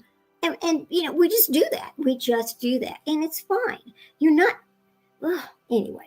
So if fans start flocking to a new creator, older ones may feel threatened. Dogpiling becomes a way to reassert dominance or reclaim the attention. That happens. Then there's the platform favoritism, all right? Accusations that YouTube promotes certain creators, okay? In their algorithm, their brand deals or trending tabs can stir jealousy. This sometimes leads to coordinated or opportunistic call-outs. Yes, it sure does, right? Now, Lady Freedom and I'm going to use her for an example. Lady Freedom and I don't care if she comes into my chat and drops her channel. Do it anytime you want to. I don't know how to set the bot up thing that will come and just drop people's channels throughout your chat. I don't know how to set it up. I know it's out there, but I don't know how to use it, right? And then she allows me to do the same thing because she doesn't have time to set this bot thing up. We know it's there, but neither one of us use it right. So, I mean, that's okay. But there are other channels that if you wanted to do that, they would be telling you, hell no. They can think that you're, Lady Freedom, what's the word I want to use? They think that you are basically using their channel to grow your channel, and you're not. See, it just makes you sick how that happens. It really does. The other thing is the mirror effect, okay? Creators may see aspects of themselves, past mistakes, insecurities, or ambitions reflected in others. Jealousy then becomes a projection and dogpiling a way to distance themselves from that discomfort. Oh, yes. Yes, we see that, right? There's also here's another one that's kind of happened also on YouTube, and it was Emma Chamberlain. Her minimalistic editing style and rapid success drew criticism from creators who felt that she didn't earn it, okay? Some commentary veiled jealousy in critiques of her authenticity or content depth. Yeah. Magic Star says a lot don't even want other people to mention creators because they don't want to lose. They don't want to lose their audience. The thing is, you're not losing your audience. The people that are in your chat that already know the other people have a channel and they start talking to them, it has nothing to do with somebody taking your audience. Because in most cases, we wait till the other person's done with their live and then we'll come live if we can. We also know that a lot of people will say, hey, listen, so-and-so is going to go live at such and such time. We're going to do a jump over, and the whole chat will just go over to the other station, the other channel. That happens too. There's nothing wrong with that. I don't understand how people can be so, why are they so uncomfortable and why are they so afraid that it's going to hurt their channel if somebody comes into their channel that people I don't understand. We all know each other. We've all been in each other's chats for, years. It makes no sense. Now, the next thing that happened, there's also something called this, here's one, Dream Minecraft YouTuber. This exploded. Now, this particular channel just exploded overnight. Well, that is because people play Minecraft, right? Minecraft has been out there for a long time. So, of course, that was gonna explode. Of course it was. There's just all kinds of little things that happen here in YouTube world that people misperceive or perceive as being something it's really not. And that creates these things to happen and the dogpiling starts. And I just think it's terrible. I'm going to use this for an example. And Lady Freedom knows exactly who I'm talking about. She had not been on for a while. Whatever her personal problems, I'm not going to get into that. But she was coming on here and she was basically using her channel to get money every day for a life problem that she was having. Okay, fine, whatever. But then what happened was, because she needed to hurry up and get some content going because she had not been on, she starts dogpiling off this other situation when she doesn't. She don't even go to those people's chat. It was the most ridiculous thing I'd seen in a long time. I could not believe my eyes what I was seeing over there. I'm like, what's wrong with you? Why are you doing this? Of course, I'm not going to ask because, again, it's really none of my business, right?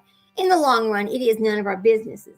But I don't want to sound self-righteous or any of those other things that seems to happen when you're talking about this kind of stuff. But that's exactly what we see happening, Lady Freedom knows exactly what I'm talking about. There's just, it's all over the place. And here's the other thing. Those people in true crime, we could all do I don't do true crime, but anyway, we could all do so much for these cases if we could all come together and actually work together instead of fighting, giving misinformation, dogpiling, not finding a way to come together. Even if you disagree, you could still come together and talk about things without it being a problem. Because when we all band together, great things happen, right? But when we all, what's the word I'm going to look for? It's when we all divide, we're not conquering anything. All we're doing is dividing, and we're not helping anyone. And I just really wish that some of those things would change as well. So, the dogpile phenomenon, it's not really a phenomenon because, it's there all the time, but the dogpiling, it's just I think it's one of the most hateful things I've seen on YouTube. It really is. It's very detrimental. It's very detrimental. It's detrimental. It's judgmental, and it produces a situation where people are afraid to even make a channel. It's really weird. It's really weird because they're afraid. Everybody's always afraid because they get bullied. It is a form of bullying, to be honest with you. It absolutely is. Now, are these people stalking you? No. They're not doxing you. No, they're not showing your home. I've experienced that. Okay, whatever. Fine. You want to know where I live? Fine, whatever. I don't really care. But that is doxing. That is wrong. But if I decided to go over there and say, you know what? I'm going to make a little thing on TikTok. And I'm not going to use Lady Freedom's name, but I'm going to go ahead and say that she went to Tennessee for the wrong reasons. I would never do that because it's not true. But if I did, could you imagine? Yeah, I know you unsubscribed to that, Lady Freedom. I know you did. And a lot of people did. Because, here's the thing. If you think about what you're going to do before you do it, and you put yourself on the other side and say, how's that going to be taken by the other people? Your channel will do a lot better. You can't just jump out and say any old thing you want. But, but just going on to some other platform and saying whatever about somebody, it's not really stalking. Okay, you don't like them. You say whatever you want to say about them, but that's not stalking. You're not going to their home. You're not going to their workplace. You can't abuse the court system like that. You can't. I'm in fear of my life. I'm in fear of my life. These people. Oh my God, it's crazy. It's crazy. So I want to. Well, I wonder if she's going to get charged with filing a false police report. Oh, of course not. See, that's the flip side of this. That will never happen. Yeah. When you've got somebody over here that has 4 attorneys versus this little girl over here who's, she's just a freelance photographer, right? Yeah. The only reason why she knows this person is because this person put herself in her life. That's it. Yeah. That's it. I don't get it. So, there's a lot of problems on YouTube. One of the things that happens also with this particular thing during this dogpiling, and especially with the mob responses, it's typically like it begins with a comment, and then it's a video, and then it's an opinion, or it's problematic, and then it becomes a large group situation. And then all of a sudden a particular community, like it could be the whole true crime, or it could be the whole whatever. It just leads to this sudden flood of coordinated negative responses. Okay, be the person on the other end of that. Okay, it's like a snowball effect. It's like a snowball effect. It's exactly. It is. How many times have we seen that just ruin people? Yeah. I would never. Hey there, allegedly speculating. How you doing? So good to see you. I'm sorry you can't sleep, huh? I'm glad you're listening. Hopefully you can fall asleep to whatever it is we're saying. We're just talking about that situation. I know you know it. Do you want to come up allegedly speculating? I'll be happy to give you the link if you want to come talk about it for a minute. Because I watch your lives. I mean, I know you're feeling on it. I've been paying attention.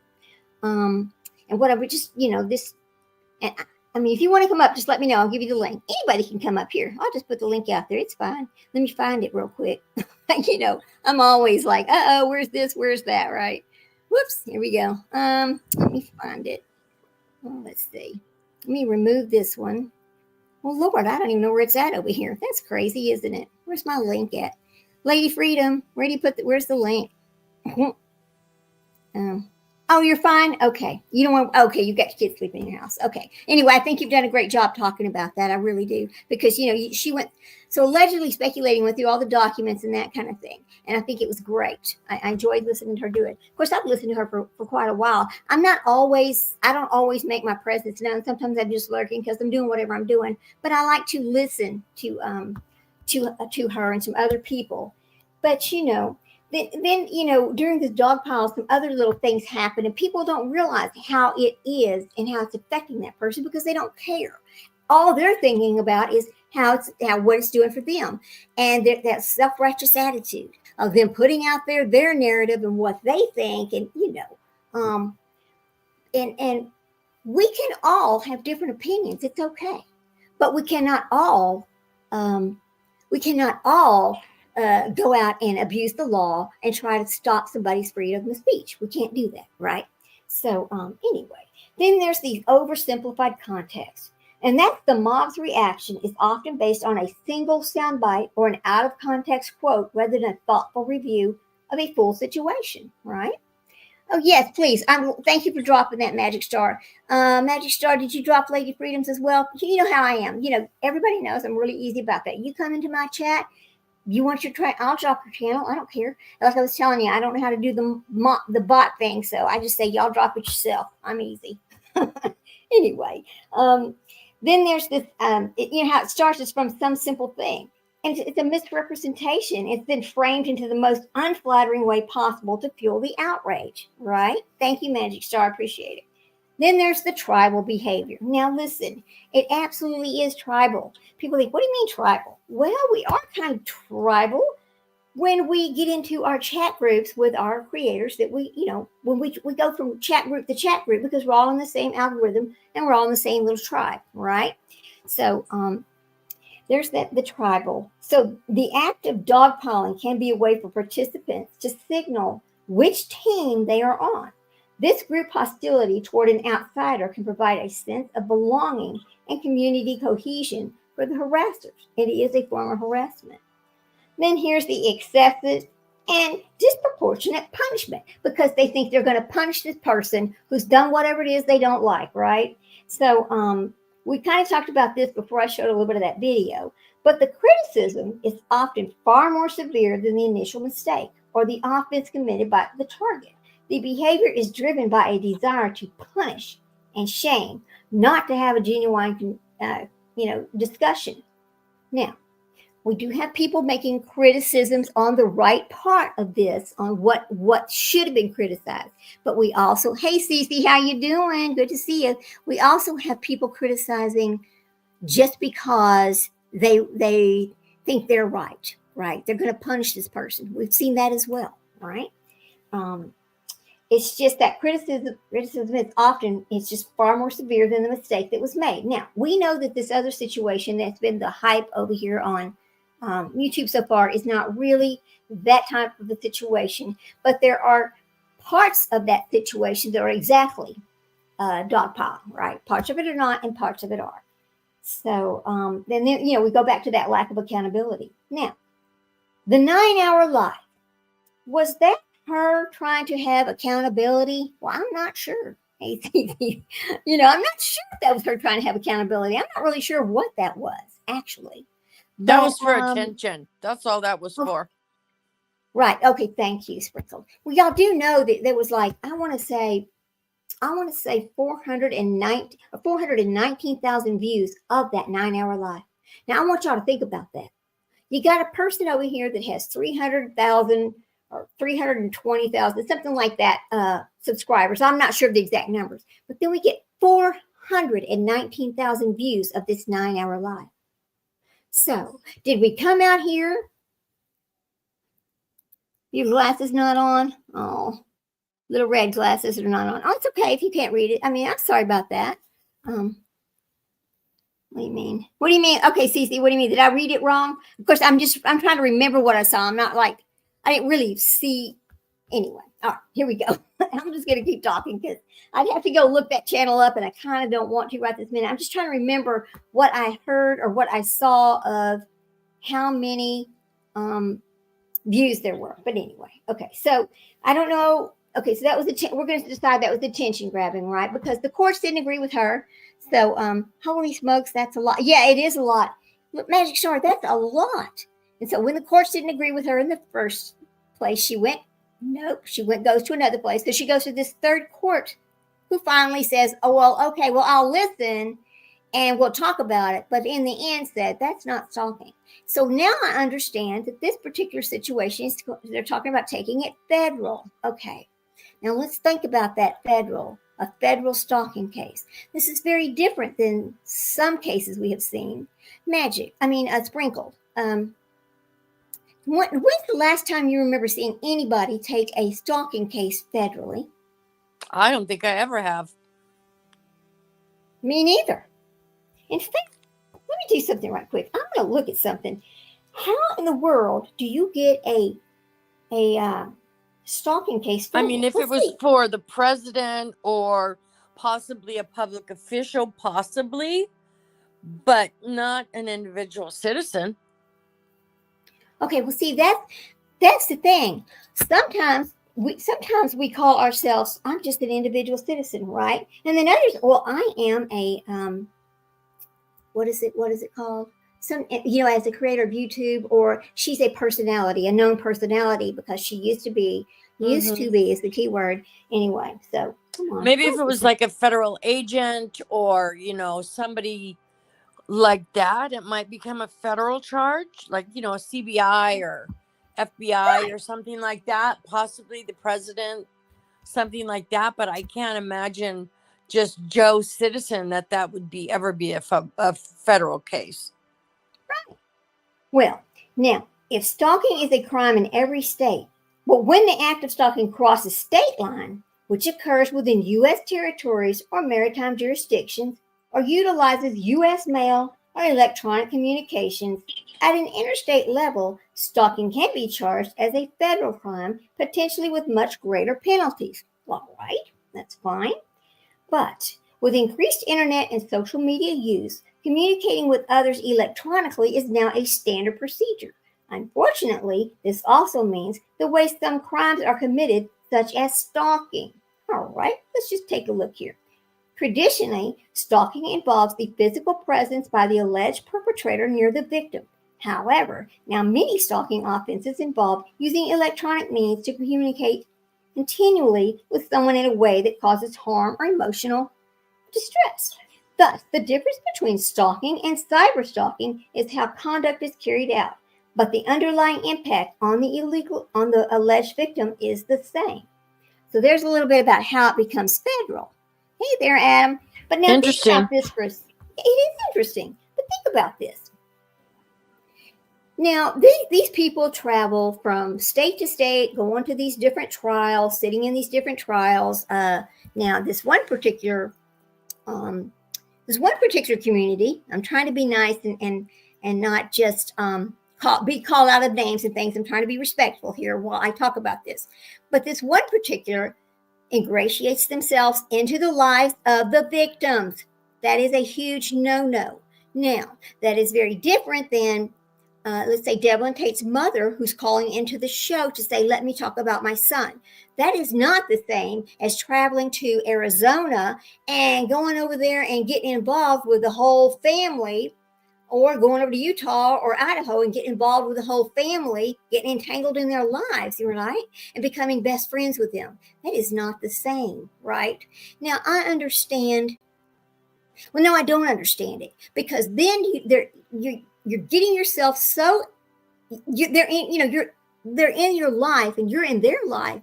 And where does the line draw where you can have the appropriate relationship between the YouTube creator and the subscriber or the chat or the people that you're talking to, the people you're interviewing? All right.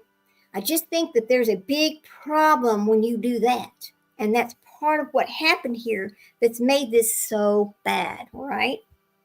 Now, Sprinkle, I want to hear your take on how you feel about people who ingratiate themselves into the victims' lives in these horrific stories. It's very distasteful, number one. right. And I just don't even understand how you can compare yourself as a living person to somebody who is a victim of a crime. Amen, sister. Amen. So where should you draw the line on getting involved? That's the question, with the victims of these crimes. Okay. And this is, I'm just going to say specifically to I mean, it was YouTube. One thing for her to draw a comparison to the adult, but when she drew the comparison to the child in that crime, that was just, I was just like, no, she did not say that. She did not just say that. And she certainly said it. Yeah, she sure did. And it made me sick. And that's why I made the little short video I made today about, oh, no, you just didn't, honey. Because what you did there, you are not more important than these victims. No. And let me remind everybody, when we have YouTube channels and we invite these people to come up and speak, and let them say what they want to say and hear about their family members. And we're trying to help. We're just trying to help. We are not, at least I'm not, thinking to myself, okay, now listen, if I do this, this, and this, well, hell, this is my case. I own it now. All right. Because you've seen that mentality happen too. You've heard people these creators going, oh, well, Idaho 4, that's my case. Or the Mallow case, that's my case, right? Because they're the ones with, 1,000 videos on it or whatever. Or even the Stearns case, that's my case. No, these cases don't belong to anybody. No, and they don't. Really, what should happen as creators, instead of being stingy and ugly, we should all share the information that we receive. Not because, I want to use your information just because I want to get the clicks and views. That's not it. Here's the thing. A lot of us have different people from different lives that come into our chat. We don't all have the same group of people. We might have some of the same group of people, but they're not all exactly the same. And so the thing is, if you are able to get this information out to people who have no interest in going and subscribing to yet another channel, wouldn't you want to do that? Don't you think that's the right thing to do? I mean, I feel like that we should all share with each other. I really do. I just don't understand this. Well, I'm going to hog this information. Well, just because you got it first, I mean, come on. How did you get it first? Well, whatever. I mean, I just think there's ways that we should go about this that would make YouTube a much better place. Especially at the end of the day, it's a lot of times it's to get exposure for these cases that are not well known, like Devlin Tate. I mean, he has not gotten the exposure that, say, Sebastian has. And if everybody would share that information, he would get a lot more exposure. A lot more people would know about it. They sure would. And that's what we're trying to do. Now, Couponing, which is a great subscriber to a bunch of our channels, she sends me stuff on TikTok all the time. So what I'm doing is I'm going over to TikTok and I'm grabbing these this information about these missing children. And I'm just uploading it right on over to YouTube to help get the word out. Because if every channel would just put the information out, you know how many more kids we could have out there besides the ones that we have out there? I mean, there's so many of them. I know Smiley's World, she puts them out there every time. I see her putting new ones all the time. I know that a lot of people will put but there's so many that are missed, and they're right here in the United States. And it's sad. I mean, and a lot of them are for those vulnerable children, and that is disgusting. When you have a child with autism or whatever else, I mean, the chromosome deletions, the autism, and there are other things that they're diagnosed with, they are vulnerable, right? They need to be put out there first. Yeah, it's free if you want to watch it. Right. You don't have to. Right, it's free. It's so easy to help spread the word on free things. It is, and people will do it. People are more likely to do that than they would, to pay for it, because not everybody can. But anyway, I just think, that it's but see, allegedly speculating. Here's the other thing: you got a lot of people that will strike you for using their information, especially in this one situation. I'm seeing it happen over and over. Here's a little story, this just happened, and I thought it was very sad. There is, and I appreciate allegedly speculating. She's always so nice about, yes, go over there. I've got it on my, just go use it, get it out there, do what you want to do with it, right? She's not going to strike me for it, but there are other channels who will. And so there's a case out there right now where it was her own family members' photos, right? She has a right to those photos. They're her family members. She uses them. She has a long live. She's discussing what actually happened and how she felt about it, and she has every right to. She is struck. I don't know if it was right at the end or if it was right in the middle of her life. She gets struck by this other channel for using the photos of her own family.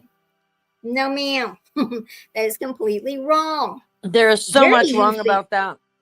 Yeah, everything wrong about it. It's horrible. It's so horrible. Yeah. I mean, for the HTC, she goes, for the HTC docs, not Sebastian, but what HTC did to Krisha, absolutely. That's exactly what I'm talking about, allegedly. What she did to her was wrong. That is her family. She has the right to discuss that family more than anybody else. That would be like Larry and Kay being struck for talking about Tylee and JJ. Right. I mean, it makes no sense. It makes no sense. Because she didn't like what was being said, she goes and strikes it, right? Yeah. This is a complete, to me, this is a complete abuse of everything out there because she doesn't like what's being said. She's not able to, when you can't control it anymore, somebody else is over there. What happens when you can't control something and you're upset about it? Are we seeing some narcissistic tendencies? Are we seeing some mental health issues? I don't know. I mean, but think about it. Would YouTube ever allow, say, Colby Ryan? Mm-hmm. Colby Ryan's talking about his mom. Right. Would YouTube allow someone to strike him? Would that be allowed? So how much responsibility goes on YouTube for actually allowing that strike to happen? That's a good question. I mean, if Colby is using somebody else's video who was talking about his mother, he should be allowed to use it. That's his mother they're discussing. Mm-hmm. It doesn't matter where it came from. It's his mother. Just exactly. Like would YouTube allow that? Would they allow that strike against Colby? Oh, yeah. Most likely not, allow because Colby's bringing him a lot of money. So they're not going to allow that. But because Colby then has to go fight and he has to go appeal you can appeal it, and he'll probably win the case, but he has to spend his time appealing it when it was an abuse of the strike system to begin with. That's basically what it is. It's abusing the system because you don't like what they said. Basically, it's the same as this court case, abusing the legal system. It's abusing the audiences. It's the victim blaming and the shaming and the attention grabbing and basically it's the cash cow, to be honest with you. That's really what a lot of it's like. It's just that. I mean, boy, you have to think about. I don't understand what the hell makes somebody feel okay. Now let me talk about this for a second. I know I'm kind of getting skewed over here to the left with my little attention deficit thing, but whatever. But think about this for a minute. Most of us that are here on YouTube having a channel, okay, I've retired from a career. Other people have retired from careers, and we're finding a new career or finding a way to put out information that we want to talk about, to hear other people's opinions of what we want to talk about, to have logical conversations and have meaningful relationships in discussing what's going on in the world with people that are like-minded with us, right? That's what we're doing here. So to sit and say that they are, here's the word I want to use, Oh, well, one of the things that was said is, oh, well, I am a crime investigator. No, you're not. No, you are not. You're a YouTuber. Okay, you have a YouTube channel, right? You're a mom, you have a family, and you have a YouTube channel. You are you're not really a crime investigator, and you were a reporter before that. So how are you a crime investigator? I don't know. Please tell me. Am I wrong? Could be. I don't know. But I just think the over importance of self is very apparent. And when you have that problem, it creates a whole bunch of other problems for people. And I think that's a lot of the problem here, right? That is when they become more important than the victims and more important than anybody else. And that is why they have the right to do all the things that they're doing that are absolutely abuse, to be honest with you. So, I want to know really, where should you draw the line between your YouTube channel as the creator and the people that you're interviewing? What's the line? Where should it be? Should you be going to dinner with them? Should you be writing them letters? Should you be inviting them over to your house for dinner? I mean, where is the line? Where should we stop? Because that's kind of something else that happened here, right? Getting yourself ingratiated into their daily lives, using them for, this case. When the case is over, then what do you do with them, right? What are you going to do with them then? Because you're clearly going to move on to the next one, because that's how this works, exactly, right? Just like our missing children. When the one child is found, or when people start talking about this child, well, then they move on to the next child. When some other child that comes along, they start talking about that one. Well, what if you've made friends with the parents of these children? And how do you think they feel when you no longer have them in your life anymore because you just used them for what you needed and you moved on? So, how did she miss? How are the cues missed for getting too close? I'd like to know that answer. Magic Star says, I can see going out to dinner on a professional level. Okay, that's right. But you don't have Christmas with them, do you? I mean, where does the professional level and where do you draw that line at? That's something else I'd like to talk about. I'd like to know the answer. What do you think, Sprinkle? Yeah, that's a good one. That's really, I guess it just depends on what the relationship actually becomes and how. I mean, it can be professional and personal at the same level. Those are two totally different things. But I think it all depends on the respect that each person has for each other, too. True. But maybe some people don't have respect. No, a lot of them don't. Like you say, they're just there for the money. Right. It's terrible. So when you look at direct victim and creator conflict, this is the next thing we're going to talk about.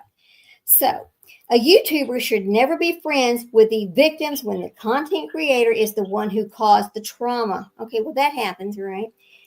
It's financially exploiting the victim's story or using a vulnerable person for content. Yeah, we see that a lot too. Even without harmful intent, a YouTuber must avoid blurring the lines between a personal relationship and a content creation, as it can easily lead to exploitation and abuse of power. Yes, and we've seen this happening. So, the circumstances when the YouTuber has caused the trauma. Whether through a prank gone wrong, manipulation, or deliberate abuse, the YouTuber should not have an ongoing relationship with the person they have victimized. Now, we're also talking about if the YouTuber has where, actually victimized that person, absolutely. Right. Now, there's also this thing's called a okay, now listen to this. A genuine path forward for content creators would involve legal and personal consequences, not a performative or profitable friendship. Okay. The next one is the friendship is transactional. Okay. Now, this is where it gets into that situation. If the YouTuber is monetizing the victim's story, the friendship is likely to be exploitative. Absolutely it is. So, what is it? Magic Star, you don't insert yourself into their daily lives. Plus, there's a difference between a genuine compassion and a manipulation of the victims' families for their personal benefit. Right. So this is where it gets nasty. So you're monetizing off the victim's story, right? The friendship is likely to be exploitative. Any relationship is immediately suspect if it seems to exist only as a source of video content, followers, or profit. This is a common and dangerous dynamic seen with family bloggers and or channels that have, victimized family members and or children's abuse. Okay, now there's two sides to that, and I realize that some of this does not really apply, but some of it does apply, right? So if the victim is a minor or vulnerable person, individuals with less power or influence are at a higher risk of being, exploited by the creators, and they absolutely are. You should never allow underage people on your channel. We had that situation with Devlin Tate, his little girlfriend. We found out that she was in the chat, and we're like, ooh, but then we have to really step back and think, she's underage. And unless her mother is right there and we can see her mother, there is no way I would talk to her. I never, because I'm not going to put a minor in a situation for her to be attacked by anybody. No. I'm not going to do that. And that's what would happen. So Well, then it comes back. I totally cut you off. I'm sorry. The right thing to do in talking about these creators and these victims and things would to either any kind of monetization that came from the stream that they were on, give that to the victim, or demonetize any stream that the victim is on. I agree with that. So hang on. So let me put this over here. Mm-hmm. Just a second, guys. They are. Because I'm sure there's been lots of, I can think of a couple. I can think of two that are coming to my head where the creators have became friends with the victims. Of course, that has to do with the Chris Watts case. Two different, one's no longer on YouTube anymore, and then one still is.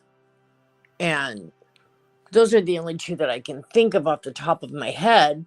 However, I'm sure that there's been other ones where the creators actually created a friendship and a lasting friendship with the victims. But I'm sure there's been a lot where they've actually also used the victims for their own gain. Right, exactly. Now we know that Monkey Bond's mother, she is friends with a lot of content creators, and that's a very sensitive and special case because she also, she also has health problems and things, and she needed some help, and people were able to help her get this help. That is very different than exploiting them. Exploiting them, because nobody exploited her.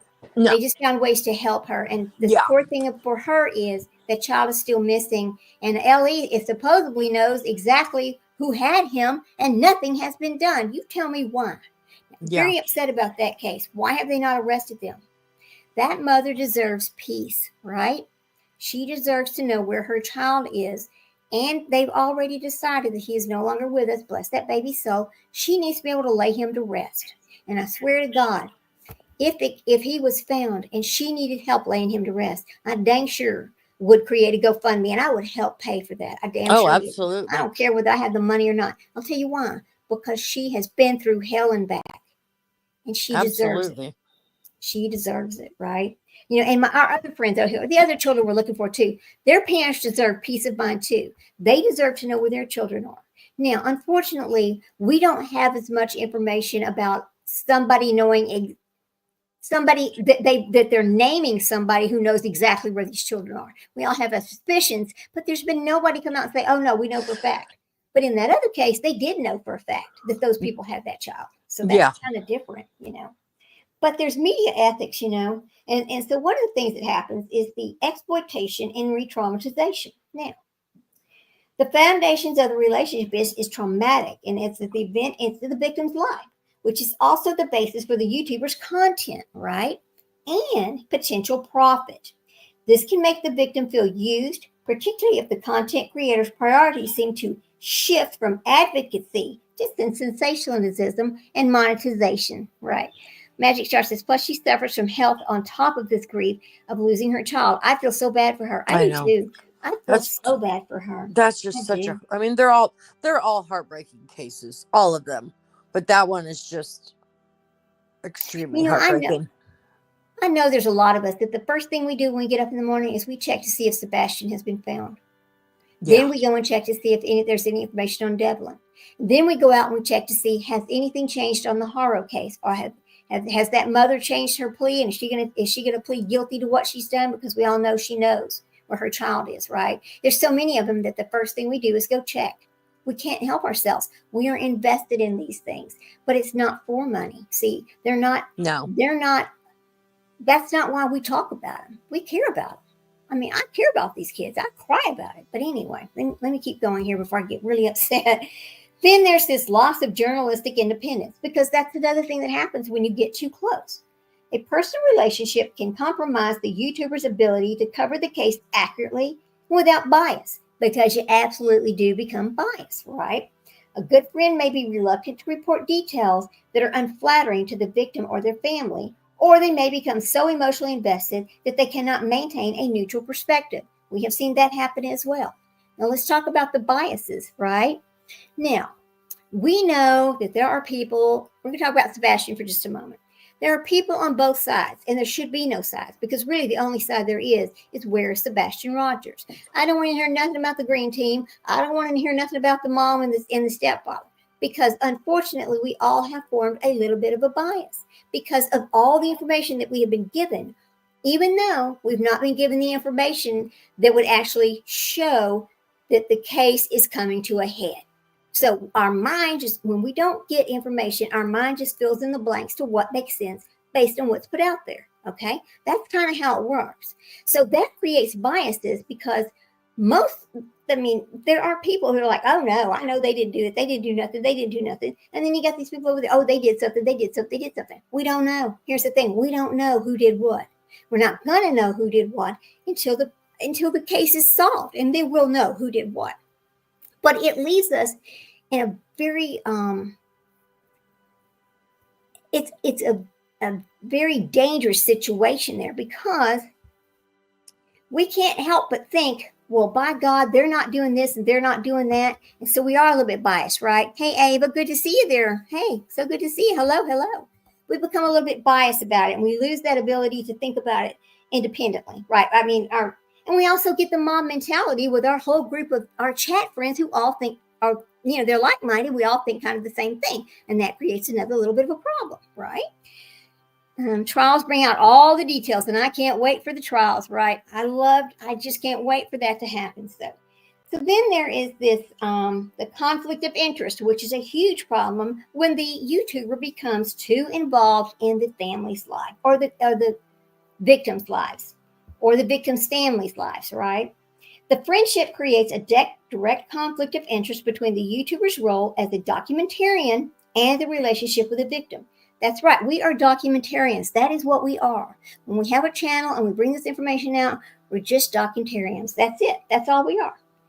And then there's for instance, if the victim is involved in a legal proceeding, a close relationship could influence the YouTuber's reporting and affect the integrity of the investigation. Amen. That happens a lot. Because the people that are, and I'm just going to use it for an example, because a lot of us aren't that way, but some of them are that way. You've got people that I'm talking about Seth, who we love, and God bless his soul. I get so upset when I see what's happening to him, and I really hope and pray that he knows things that we don't know, that he can't talk about, and that's fine. And that's bringing him peace to know that eventually he's going to have his son. And the people who are responsible are going to be serving the prison that they deserve, right? So that I'm just saying that those kind of things, that can actually happen, because we are, it does affect the integrity, because we are so, our mind is on him. Our mind is on what's happening to him, what's happened to Sebastian, and who appears to care about what's happening to Sebastian, even though that might not be how it really is.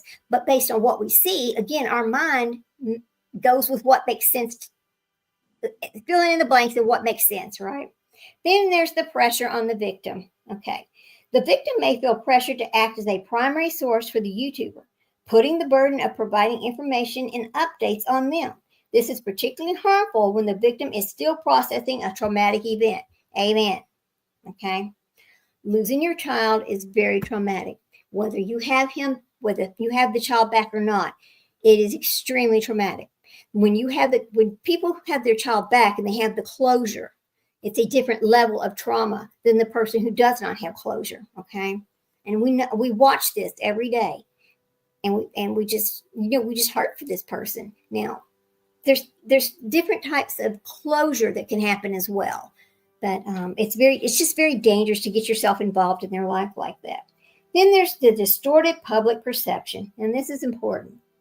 When a content creator becomes friends with the victim, their own screen portrayal of the case can become highly personalized, which can undermine the focus on broader systematic issues.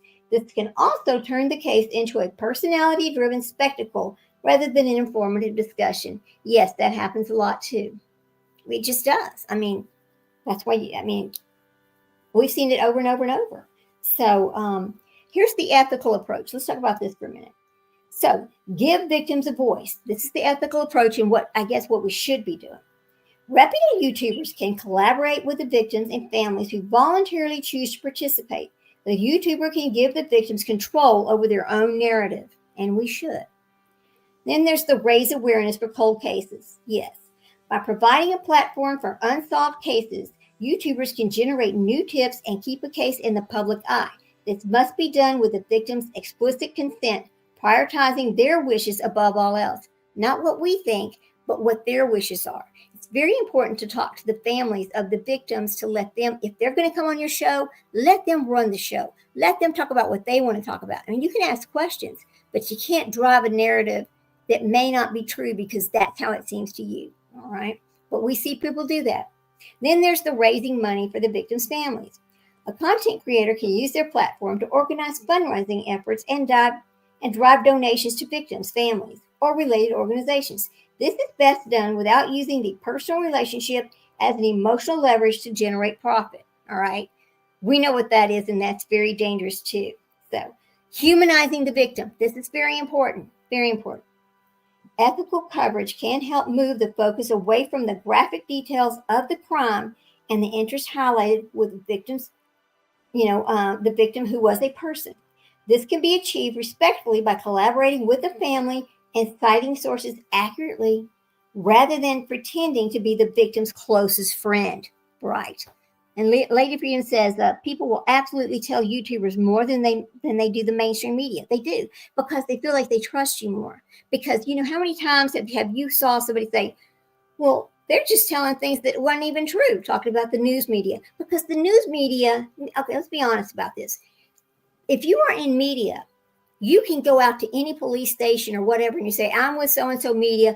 They are more likely to give you information, and then you're going to report this information that you've gotten from LE, right? But now, LE is going to give you the negative and the positive. Now, some of these family members don't want the negative told. They only want their person to be seen as in positive ways. They don't ever want the negative to come out. So they're going to tell you everything that is positive about this person and get you to go out there and tell it. They don't want to talk to news. They want to talk to somebody who they feel comfortable with. It's kind of like when you go to the bank and you want to get a loan or whatever your banking needs are. And you walk into the room and there's this person that's dressed in a polo suit or whatever, just dressed to the nines, right? And you're just over there in your work clothes or whatever. How do you feel when you sit down in front of that person? You don't feel too good about it. You right? feel less intimidated. Yeah, That's it's all about the intimidation. That's right. So if you go in there and you sit down and talk to a banker who's dressed in, just a pair of jeans and a nice shirt and got some, they look nice, their clothes, and they, brush their hair out, you're going to talk to them. They feel like you feel, like they look like you, they feel like you. They're relatable. That's what I want to say. They're relatable. Yes, and that's important, right? So, the bottom line is the potential harm from an unhealthy, codependent relationship with a victim far outweighs any perceived benefits for the YouTuber and can further traumatize the victim. Ethical content creators can uplift victims and their families by maintaining respectful, professional boundaries. This allows them to advocate for the case without exploiting a deeply personal tragedy for the entertainment or personal gain. And that's just the way it is. So just think about that the next time we're sitting there and we're listening to these people, Dogpile, all these other people, with fact, and then, they're talking about things that aren't even important. They're not important to the case. So what if somebody fell asleep in the middle of their life? Who cares? It's none of your business. Right. So what if somebody's husband was talking in the background and you didn't like what they said? So what? That's none of your business. Leave it alone. Why are you going to need to be over here talking about it? The main thing is use your channel to do good for other people, right? Don't use it to dogpile, abuse, harass, and bother other people. How does it go? You get a lot more with honey, right? So think about that when you're over there on your channel and you're doing things, you're talking about things. I mean, be respectful of everybody. We don't have to all like each other, but we do need to respect each other. That's all I'm going to say about that. I just wanted to come on today and talk about that for a minute. So what do you think, Sprinkle? Give me your thoughts on it. On which part? All of it. Whatever you want to talk about. Just go ahead and say it. I know I talk a lot. I know you've pretty much hit on everything. I'm pretty much in agreement with you on everything. I think that the whole dogpiling is just, I think it's just the way, unfortunately, of the world now. Everybody has the mob mentality, especially in a situation when it's what's the word I want to say? A high profile situation. Everybody wants to jump on that bandwagon, and nobody thinks any more than what's right in front of them. They don't think any deeper. And then you have all the people that are on the internet that are just mean, horrible, rotten people that hide behind their keyboards, and they're out to just degrade everybody. There's so many of those people out there. They thrive on that kind of behavior. They sure do. It's like that drama stuff, that drama. Mm-hmm. And they, and then you'll see them get on there. Now I don't know who this is, and I'm not gonna name any names because but you see them get on there, and every other word is a curse word, just calling people out, cussing them out, and all these other things. And you're going, what are you accomplishing? Mm-hmm. Why are you doing that?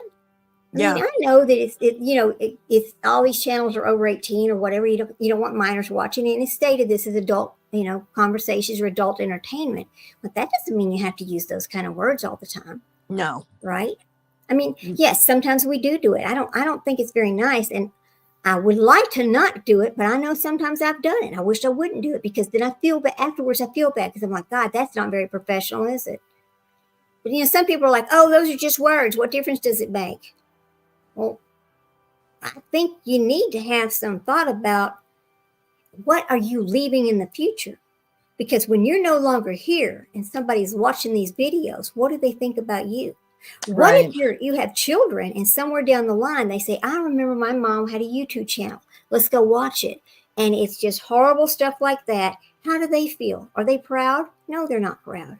Right. Think about that, That's just like these children that are missing. If they see these things and they see how people talk about their parents and the case and all these other things, how do they feel?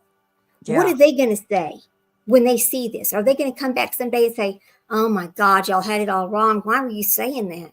Yeah. We don't know. And it's just terrible. I really wished, I don't know. I just wish people would think before they act. And I wish we could all just do better to come together and work together instead of divide everybody and not really do what's best for these missing children or these crimes or these victims of crimes. I really do.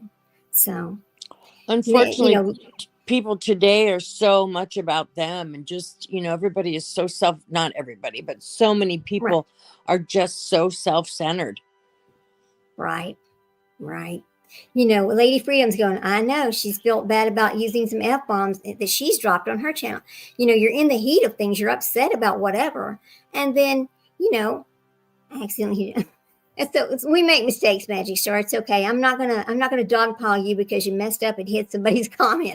That's fine. We made a mistake. Who cares? That's kind of funny, isn't it, Magic Star? See, it's okay. But yeah, I don't know. There's just so kind of, I don't know. Well, there's two different people and two different kinds of people in the world. People with morals and people without. Amen. Yeah. That's true. That's so true. It is true. And we're never going to be perfect, but we can darn sure work a little harder at being better. We just need to be better. Mm-hmm. The old adage is so true. It's free to be kind. It is. It absolutely is. And it's free to go to these channels and listen to whatever you want to listen to. Listen to the parts that you want to listen to. You don't have to listen to the whole thing. You go where you want to go. I am never going to tell anybody that comes into my channel, listen, if you go watch so-and-so's channel, don't come back here. I'm not doing that. That's wrong. That's just horrible. Ridiculous. That's just ridiculous. I mean, a lot of people will go from channel to channel because they really just want to see what is their perspective on it. What are they saying about it? Do they feel like I do? Are there people in that channel who have the same thought that I do? I mean, you just go and you listen and you try to get all the information you can to form your opinion from. That's all it really is. That's it. Well, I think a lot of people go to channels too for the chat, where they feel comfortable, where they feel welcome. It's all about the people that are in the chat too. So it all becomes what the feeling is and the ideas are of the people in chat. Like you said, it all becomes a like-minded situation. You go somewhere with people that are like-minded to you. Right. I mean, there's some channels that I wouldn't mind going and just listening to or maybe participating in, but the reason why I can't? Because something happened a long time ago that I didn't have any control of. And they did dox me and some other things. And so I just don't feel like I can ever go back there because they will never apologize for it. Yeah. They will always think that they are correct and they will never change they will not apologize for it. So I'm never going to go back there. And it's really sad because sometimes they have good content. Yeah. But they've just moved on from that and they don't really care. I don't ever want to be in that situation. I don't want to do that to anybody. I just don't want to. Please don't let me. I mean, I want to talk about things. And I want to be honest. And I want to say what I really feel about it. But I want to be kind. And I want to be. Well, you can say you can pretty much, you can say anything just as long as the way you say it, Right. I always tell somebody you can, my standard joke is you can tell somebody to F off if you say it kindly. It doesn't have to be in a hateful manner. You could say anything. It just depends on how you say it. And how it comes across is how people receive it, Right. KJ Max says, hey, lovely ladies, listening while I'm changing trains and all that fun morning jazz. Oh, yay. Oh, that's right. They're not in the United States. Ooh. So nice to see you, KJ. Thanks for coming in. We appreciate that. Yeah. I mean, I always think to myself, if I've done something and I've hurt your feelings, please tell me because I'm not going to know unless you tell me. Right. And it's not because I want to be mean or I don't do it to be mean or hateful. Sometimes I don't realize that what's coming out of this mouth is being perceived that way. Right. And so that's another thing that happens to people. So, and those are just little mistakes. I mean, it's just being human. It is human to make mistakes. You're exactly right. None of us are exalted beings. We're not going to be exalted beings. Right. We're not going to be members of a cult. We're not going to do any of those kind of things. But anyway, that's all I wanted to say, guys. We've been on here for 2 hours and 22 minutes, which I really don't normally go that long, but I just really wanted to come to, talk about those things, give y'all a little bit of information, give the real descriptions for what it is. I mean, what it really is, not just what I want. And just so everybody can be aware of what they're getting involved in when they do go to some of these channels too. Right. Be careful what you're listening to. Think about it. So yes, be careful what you're becoming a part of. Yes, that's exactly right. Because you may not want to be there when all the shit falls, and there I said a cuss word, but when everything falls out of the bottom and all comes to a head, you may wish you would have never been there because then you may have participated unwillingly or unknowingly into something that's going to cost somebody a big problem. And I don't ever want to be there. So I have a feeling that some of these channels that are involved in the Sebastian case may be facing some situations because they were not paying attention, we're not being careful, and we're not being honest with the information they were being put out, and it has impaired the investigation. That's all I'm going to say about that, because there's some of these things that's happened that are just not really on the up and up, and it should have never happened. So anyway, all right. I'm going to let everybody go to bed. What do you think? I know oh no, you're off tomorrow. That's right. It's your Sunday. Yeah, I'm off tomorrow. You're off tomorrow. Great. Well, maybe we'll talk about some other stuff later on today because I need to go night. But anyway, thank you all for coming in. I hope you enjoyed our little show. Next time we come on, we're going to do a feel-good story, and it's going to be the one about those dogs that I had put it out there, but I haven't went with it yet because this came up and I wanted to do it instead. But it's a little story about these dogs that were kind of found, and they were a pair at somebody's house, and they were taken away from the people, and then they did these DNA tests and all this to figure out, were they mother and daughter, were they how old, just to get the real information. And what comes out is very surprising about this two cute little dogs. But anyway, it's a feel-good story, and that's some of the things I like to have as feel-good stories. So that's what we're going to do next, a feel-good story. Anyway, good night, everybody. I'm going to turn this off. We're going to call it a day, and thank you all for coming in. Night night.